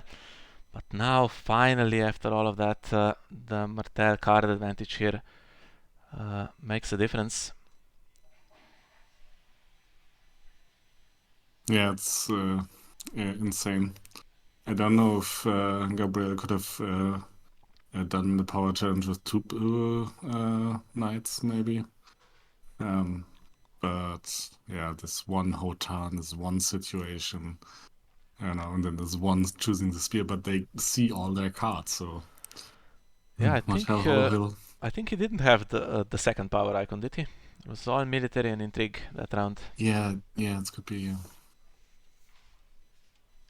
Yeah, I think Martell Hollow Hill they would have like probably 30% less win rate if the game went to 14 power and not to 15. Uh,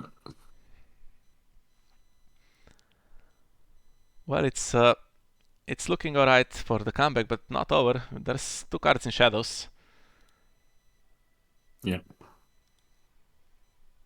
So it could be useless, of course. It could be Unexpected Guile and Pinch. So we saw Pinch last round, so yeah, it has to be in shadows, right? It's not in the discard pile. So that has to be one of the cards. It's not going to do much, but okay, this guy can. Yep. Stops an annoying march to the wall as well. Well, stops it, I guess it could still be played. And stops the military claim, the unopposed, and wins dominance, right? Yeah, useful in such a close game.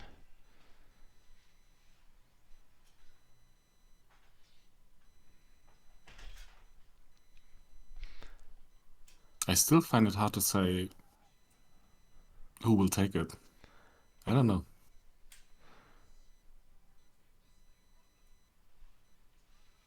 So it's round 10 actually, quite amazing, 13 minutes left, so this is being played very quickly. Getting to 15 power in something like 13 rounds here. Okay, so the father against first snow. That means the ambush guy going back and being able to trigger again. Robert Strong will survive him and he's going back to hand.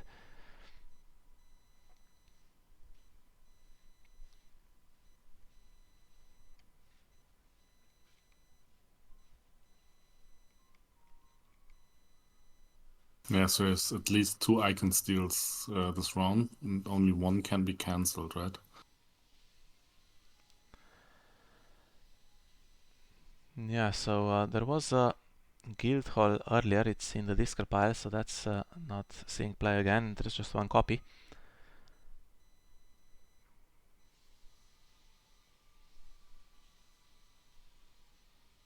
Secret Schemes is back, and so is, I think, the escort in the discard pile now.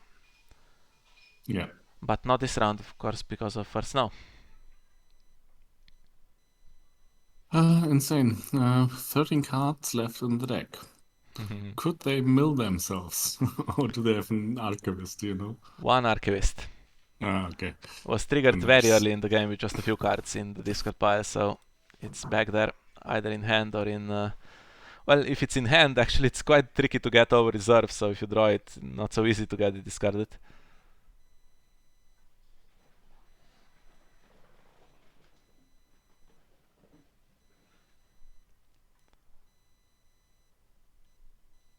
Yeah, but if he already had an archivist there, he probably literally almost saw his whole deck. It's just insane. Okay, so the spy is going to try to take the military icon. Doesn't get it, of course, because of the red keep, but there's more to come. There's Starfall to come, yeah. So that means Robert Strong is not doing anything, and unfortunately, no ambush, no shadows of any use. And still, we have not seen the Old Town Undercity, just to be able to bring Pinch out and grab an extra card. Would have been so useful in this game, right? He's having so much gold here, and it's just going to waste this round instead of being able to push something through. Yeah, he's gonna win Dom again. But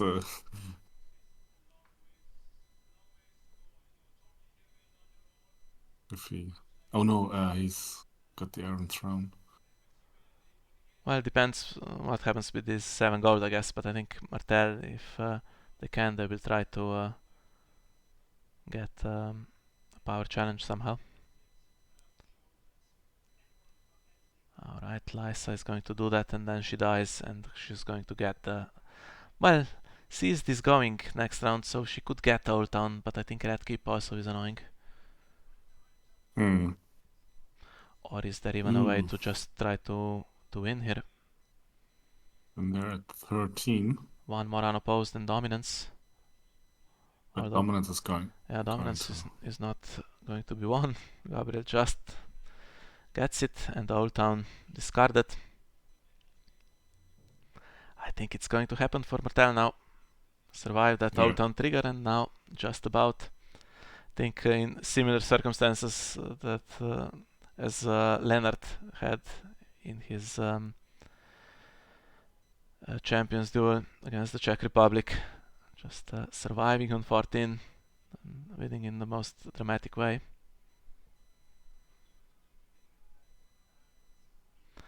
Well, all the gold, so is there something in hand?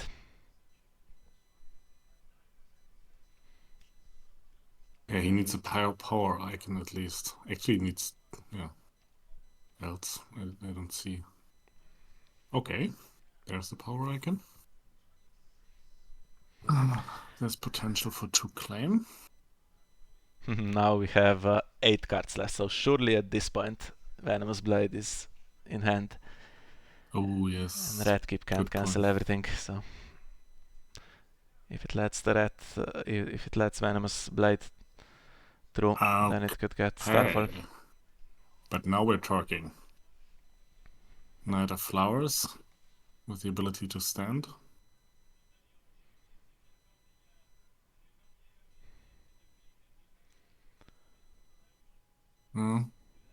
Let's see what Martell can cook up. Dawn's not helping. It's just a tempo hit, so the escort is in the discard pile. That comes in. And Blade gets Simon, right? Or does it get Sir Colin and then you try to take the power icon? No.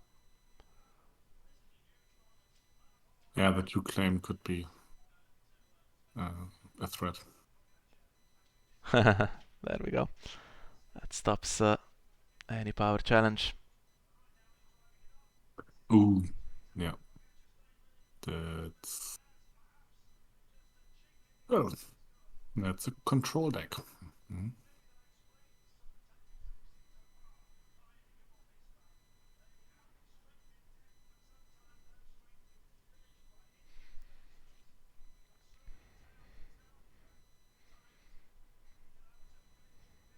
Yeah. He's even gonna win power on offense. So I think this is it. Yeah, no answers, just 1 card in shadows and that's pinch of powder, so I think it's concession time really.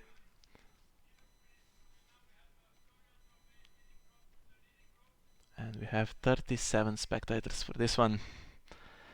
Yeah, Great. if Old Town had succeeded in named character and it was Bounty on top a few rounds ago, then France would be leading 4-2 after 6 games with Argento and Alex still to play.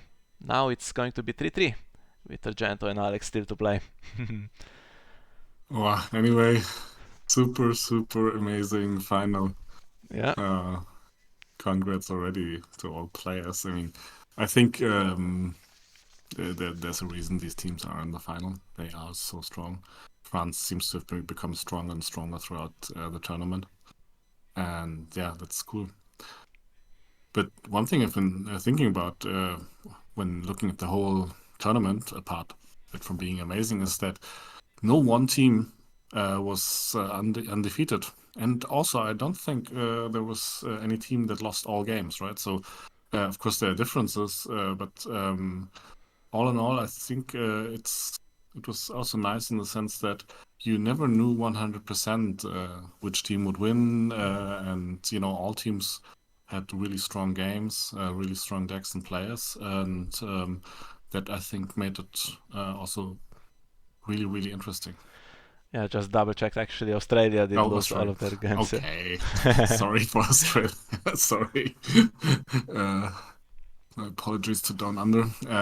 Yeah, but definitely some of the teams that were considered to be underdogs were performed pretty nicely in the end. Got some points. Your team as well, right, Mia? So Slovenia, first time. Yeah, a win and a draw in 4 games, so not too bad. Definitely had some fun, and you could say we overperformed a bit because getting a draw against France is always a good result. Amazing when you see them playing like this at the business end of the tournament. I'd say so, yeah. So China takes it for 3-3. Yeah, and you can just see in the chat here, so 2 vengeances there for that, to survive that round on 14, just being able to kill one of the knights that would have got power. That's couldn't have gone any closer, really.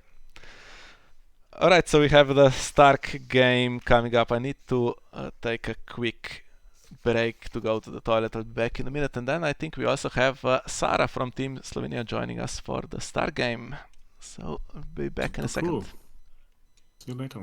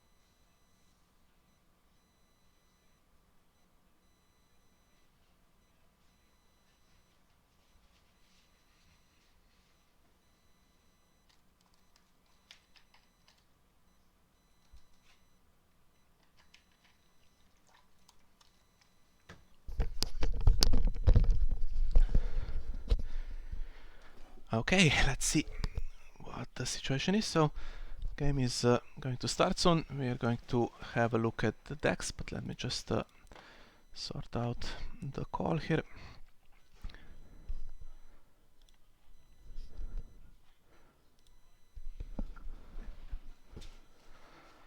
And someone has just informed me that I have some kind of noise on my stream. Not sure what that means exactly. I hope it's audible for everyone. Maybe that's my voice. I'm not hearing anything weird from your side in my headphones, so I don't think anyone else should be able to hear that as well. But if there's some little bit of like a whistling sound that always seems to happen, not sure how to get rid of that. But if it's anything more than that, then I'm not sure. I'm not hearing anything.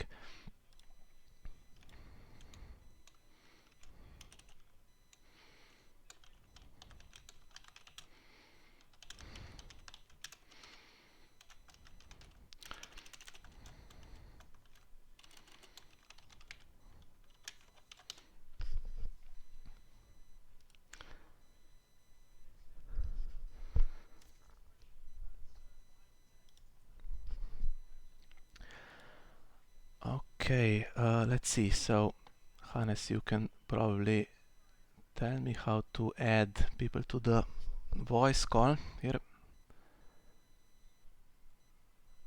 Yeah, that's at the top rightish, left to the search one, there should be add friends to DM. So you need to be technically friends with Sara to add her. Okay. You have to. That should be possible. Let's see.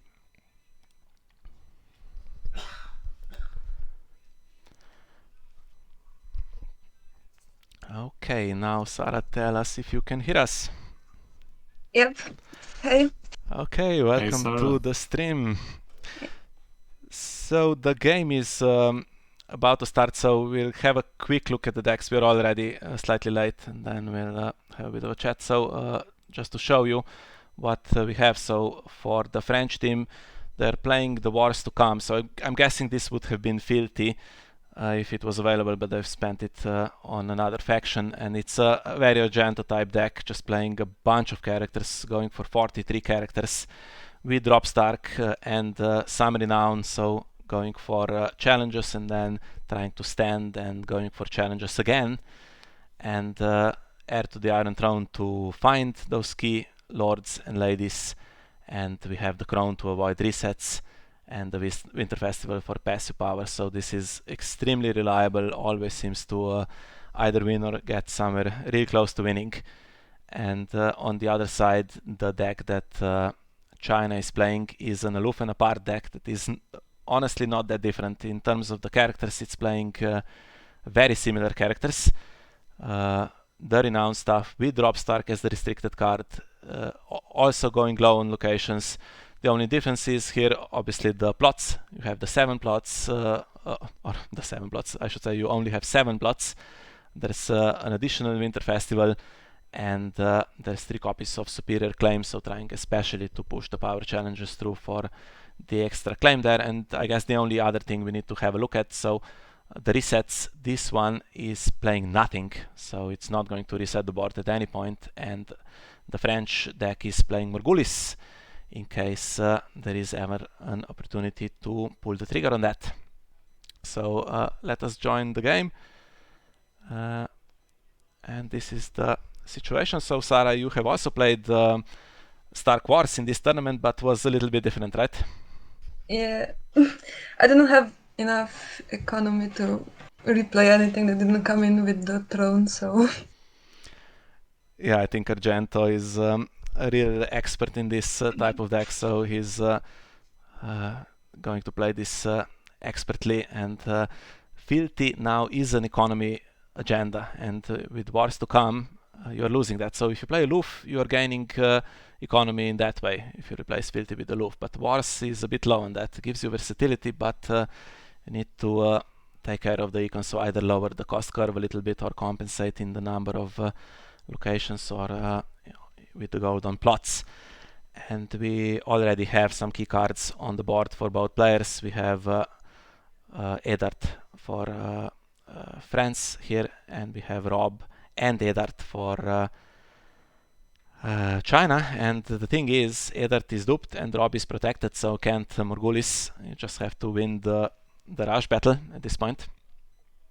yeah. And they don't have anything that would prevent Winter Festival anymore. They played Summer. Yeah, it's Summer going to Harvest hit already.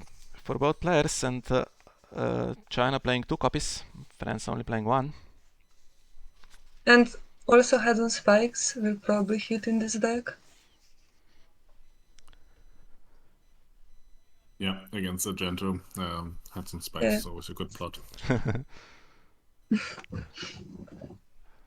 Yeah, the Martell deck is that we just saw was playing 23 characters. This one's playing 43. That's just about the biggest gap you can get. Although there are decks that are not a joke that play 0 characters. There was one that was winning alright, had an alright win rate. The Martell Banner of the Watch deck that played 0 characters and just tried to defend the wall with negative attachments. But that's pretty extreme, right? Yeah, and those decks are a joke. In a sense.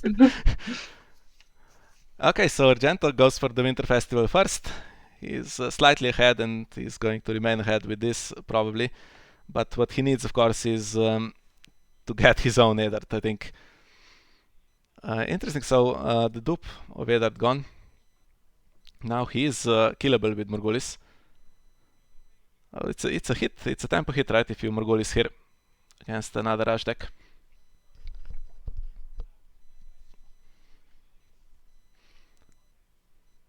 Maybe he can try to find a dupe with Heir to the Iron Throne before Morgulis. Yeah, always a possibility, although I think what he's going to be searching for, if he can, is trading Sansa or Bran. I guess Bran is the better one for Rob, if he can. And then we have Winterfell also in both decks, and they're not focusing on the the winter plots. So that will be blocking them unless they have Winter Festival revealed.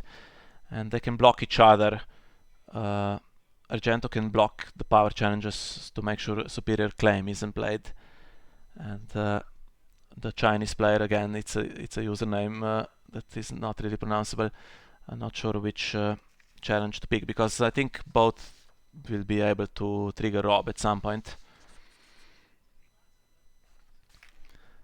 So you can't really go for the block there to stop Rob. But I guess if you trigger it in the military challenge, so that he can't stand everyone just from military claim, that's one thing you can try. Useful dicey, another renown. Here we go. Countered immediately. And Mirror in the Shadows, maybe, for China? Let's have a look. I think there is a Small Folk Mob is the other one. So it's one of those two. And we have Jason, so it will be coming out, I think. Otherwise it gets lost.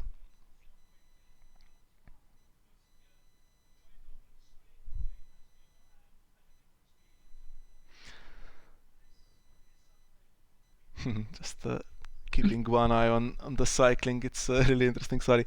Yeah, so finishing challenges here is has the weaker board, and I think he's gone on the defensive possibly here, because Argento is being able to grab a lot of power here. And remember, there is no reset at all on the Chinese side, so Argento can just spam the board, play absolutely everything. He's not going to be forced to Morghulis himself at any point. And if he has all the renown that exists in the deck, currently he's ahead. He has more characters, so he would be faster. But he does not have the Rob trigger.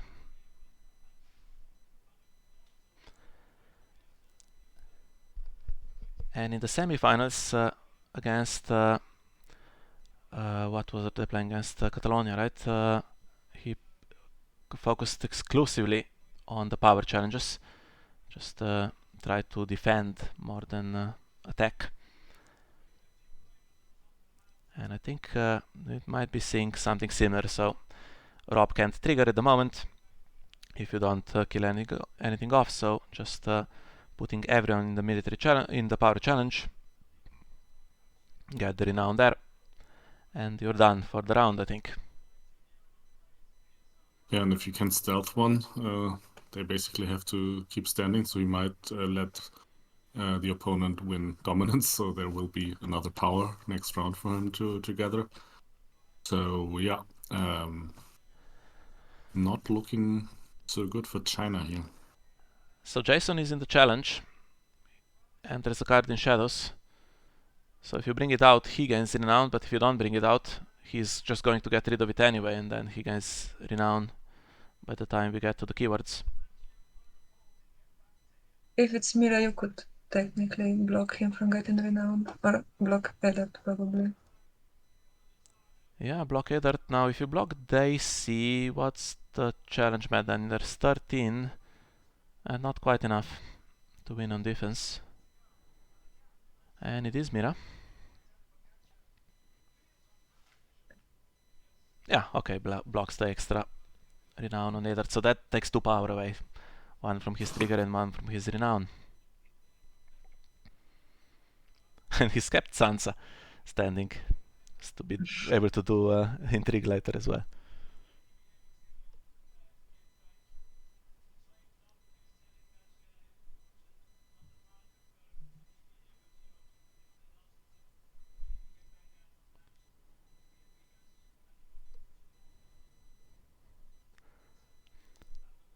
Up to 6, and Winter Festival to come. Yeah, so what do you guys think about playing a deck with absolutely no resets, especially with an open deck lists format? You basically let your opponent know that you're not going to reset them at any point. They can just play out what they have and they're completely safe.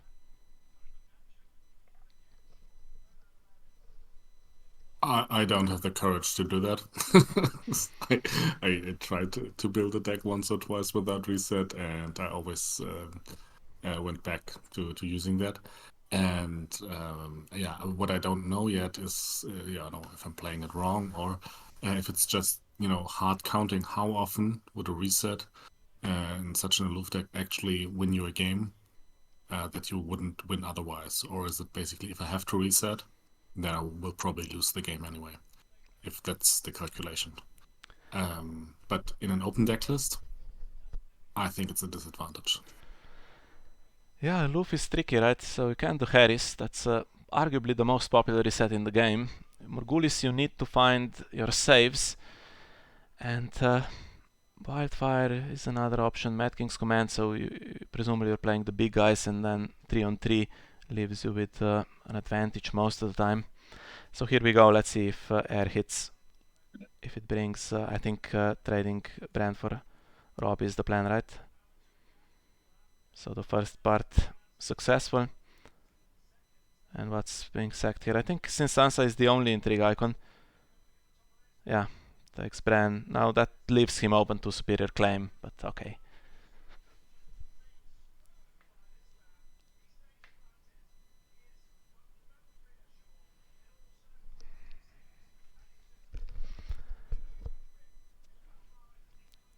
And interesting, so gets a dupe on Rob. Now since there are no resets and no pinch of powder, maybe there is even an argument here for keeping that in hand as claim soak.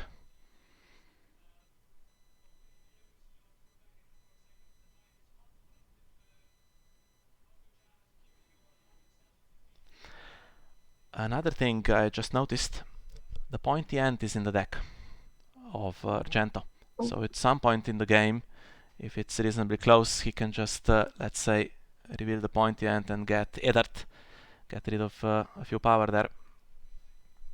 And that looks pretty bad for China, right? Like, yeah, with no reset.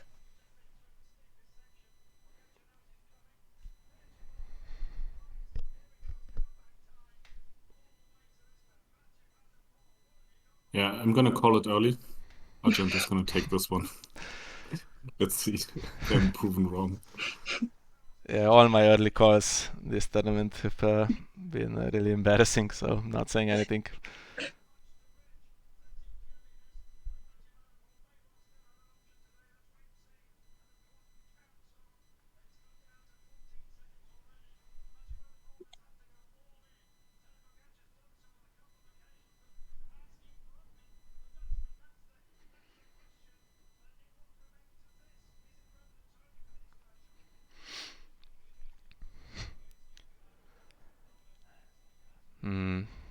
Small guys coming in. What he needed here really is to match the board state, get his own characters like Wyman and Jason Mallister, and just Winter Stewart comes in, and that means Great Hall goes unused. That's really unfortunate. Playing 3 old gates for the draw, hasn't found them.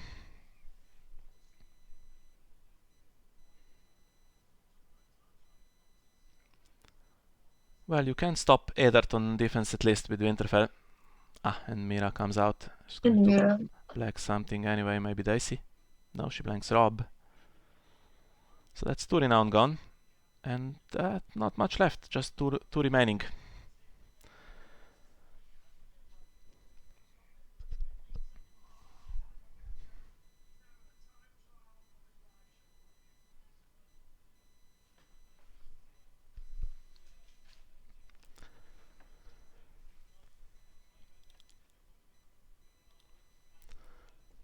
Well, what's the tactic now? So does Argento play defensively again and just try to hold this advantage? There's 2 Winter Festivals coming against him. Now if he puts everything in the power challenge again, he's not getting that much renown from it, just 2 cards with Renown at the moment.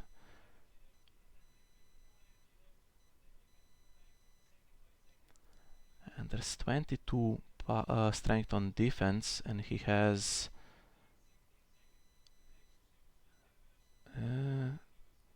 well, plenty. He has 35-ish with stealth available, so he can win the power challenge at least. Maybe he's going to calculate the minimum he needs to push it through and just attack with that. And then, yeah, the problem is he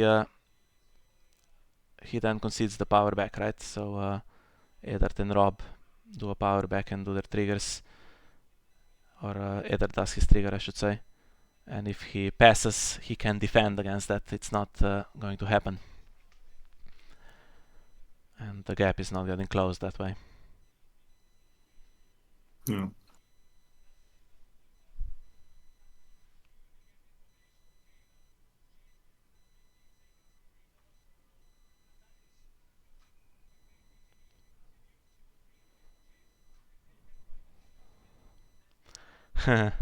That's okay.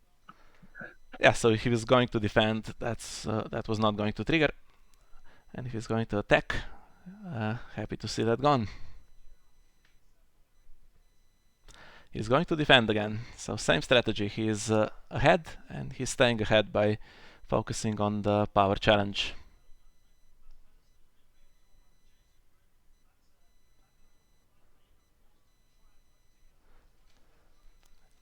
Yeah, I wonder about that call to blank Rob. So he's annoying with his stand ability, and with Wyman in play you can do it on demand, but then blanking Daisy brings her strength to 0, and that's an 8 strength swing.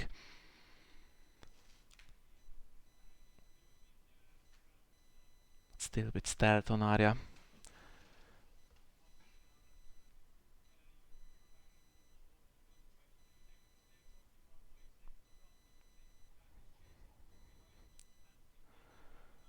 So what to do? Pass. Take the Winter Festival and try again next round. Oh, he stands Mira. She can get an unopposed against with stealthing Stanza. But he's going for military. Okay, stealth on military. Maybe this one he can. DC. 22 here. Is it enough? It is enough.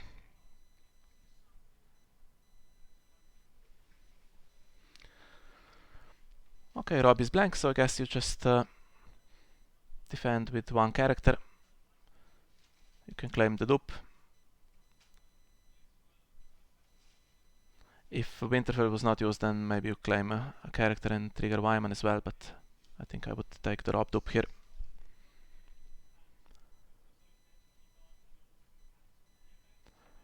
And that's going to be some power gain here. There's 2 renown and the other trigger.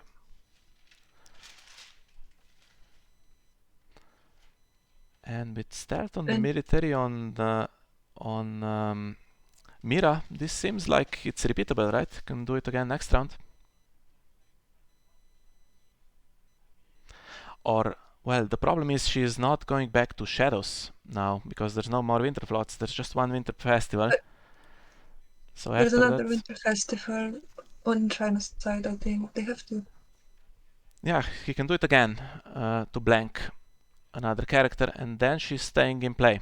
So she still has stealth, but she's not doing the blanking again. And also you cannot use Winterfell anymore, because if you don't have a Winter Plot yourself, then you can't trigger Eddard if you use it in that challenge. So 9-7, so Hannes still feeling comfortable about that prediction? Yes, I'll double down. It's getting equalized with another Winter Festival. And the crown... Not really doing much here. Just looking at the options... Well... Oh, actually, the blocks Mira. from going back. Excellent decision. Yeah, she's not going back into shadows, and then next round he's going for that pointy end, right? He can get any power that is on Rob or wherever it started. I guess it's better to use Eddard on different characters then, just because you know that pointy end is coming. You'll get rid of some power that way. And okay, so one more thing we need to say, of course, there is priced here. So anytime Argento's non-war plots, and they are mostly non-war, get replaced, they give priced away. And anytime a 6-coster leaves play, China is giving priced away. And then Morghulis, if you have dupes, now this is not great, right? This board here, but if you had dupes and characters like Eddard left play, you could win that way with priced in the plot phase.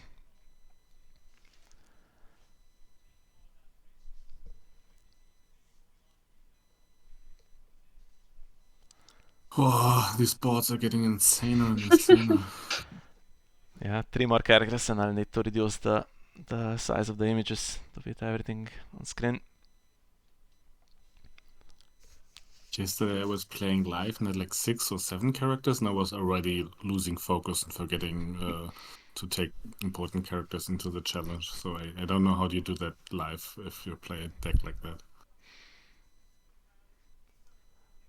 Yeah, especially if you're a little bit messy and you don't have the playmat organized nicely. Dices are growing, but the 2 chads are not great for Argento. And here comes more draw. Now he could equalize the board straight here if he gets something useful.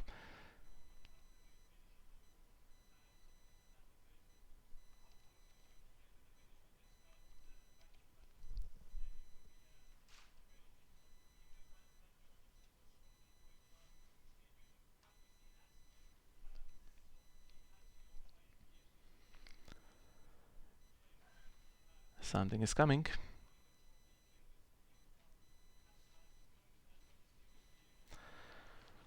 Okay, so Small John Umber is losing some strength with each round, but he does have Renown.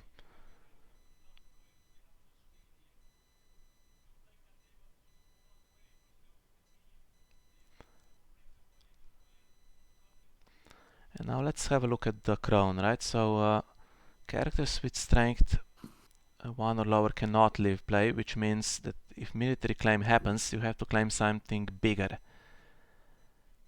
And for China, there is this loyalist at least, right? And Or maybe even Small John, because he's...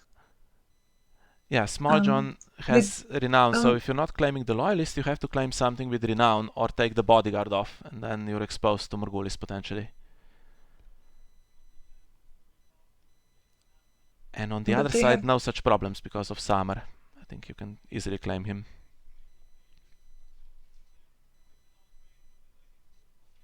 But with Umber Loyalist, then you discard another 2. Yeah, could be important. Okay, so no blanking this time, and now are we in range of actually being able to win this is the question. Yes. He attacks with everything. Winterfell is going to trigger to stop Eddard, but is there 5 Renown in play? Yeah, there is. There is. I think so. So all of the talk about pointy end and Morghulising looks like it might just end here. With 43 strength. Total strength of a challenge should be capped at 20 or something. But then how are you triggering the Red Viper? Good point.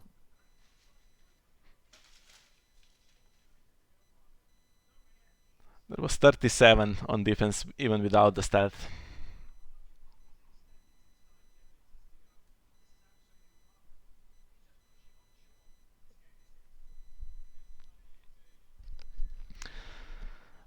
I think it's looking good, and that means that China is going to have to win the last one to force the champions duel.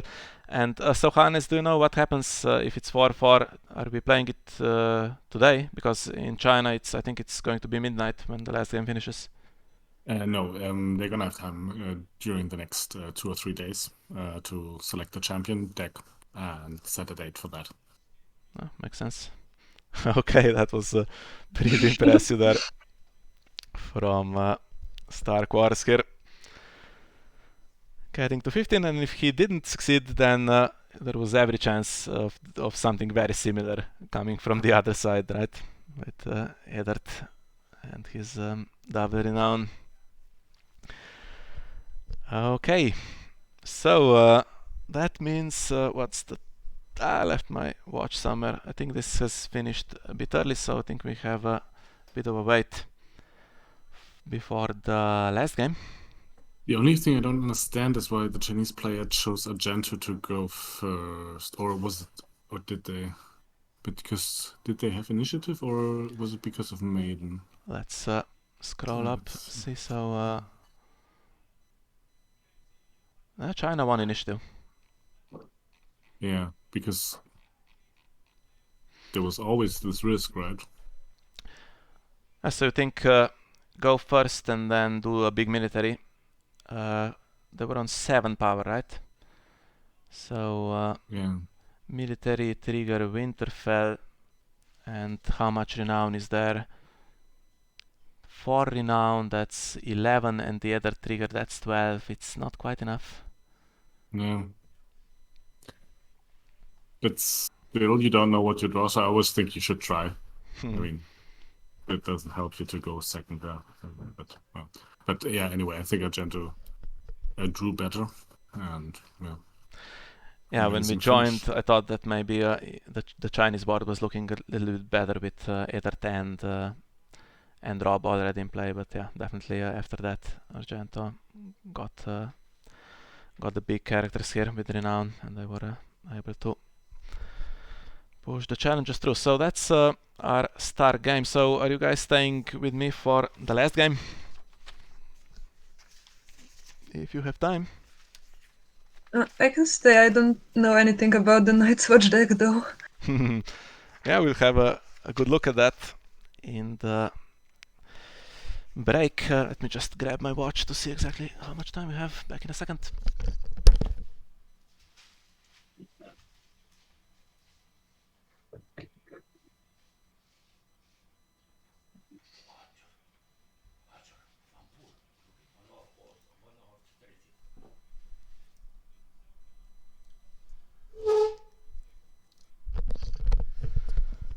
Alright, so it should be about 30 minutes until the last game starts. So actually it's slightly easier for me to upload the videos on YouTube if we record the last game separately. So let's take a little break for a few minutes, and then we'll join the last game about 5 minutes before it starts, if that's okay with you guys. Yo, okay, see you later. Okay, and thanks for joining me on this one, and we'll see you again really soon.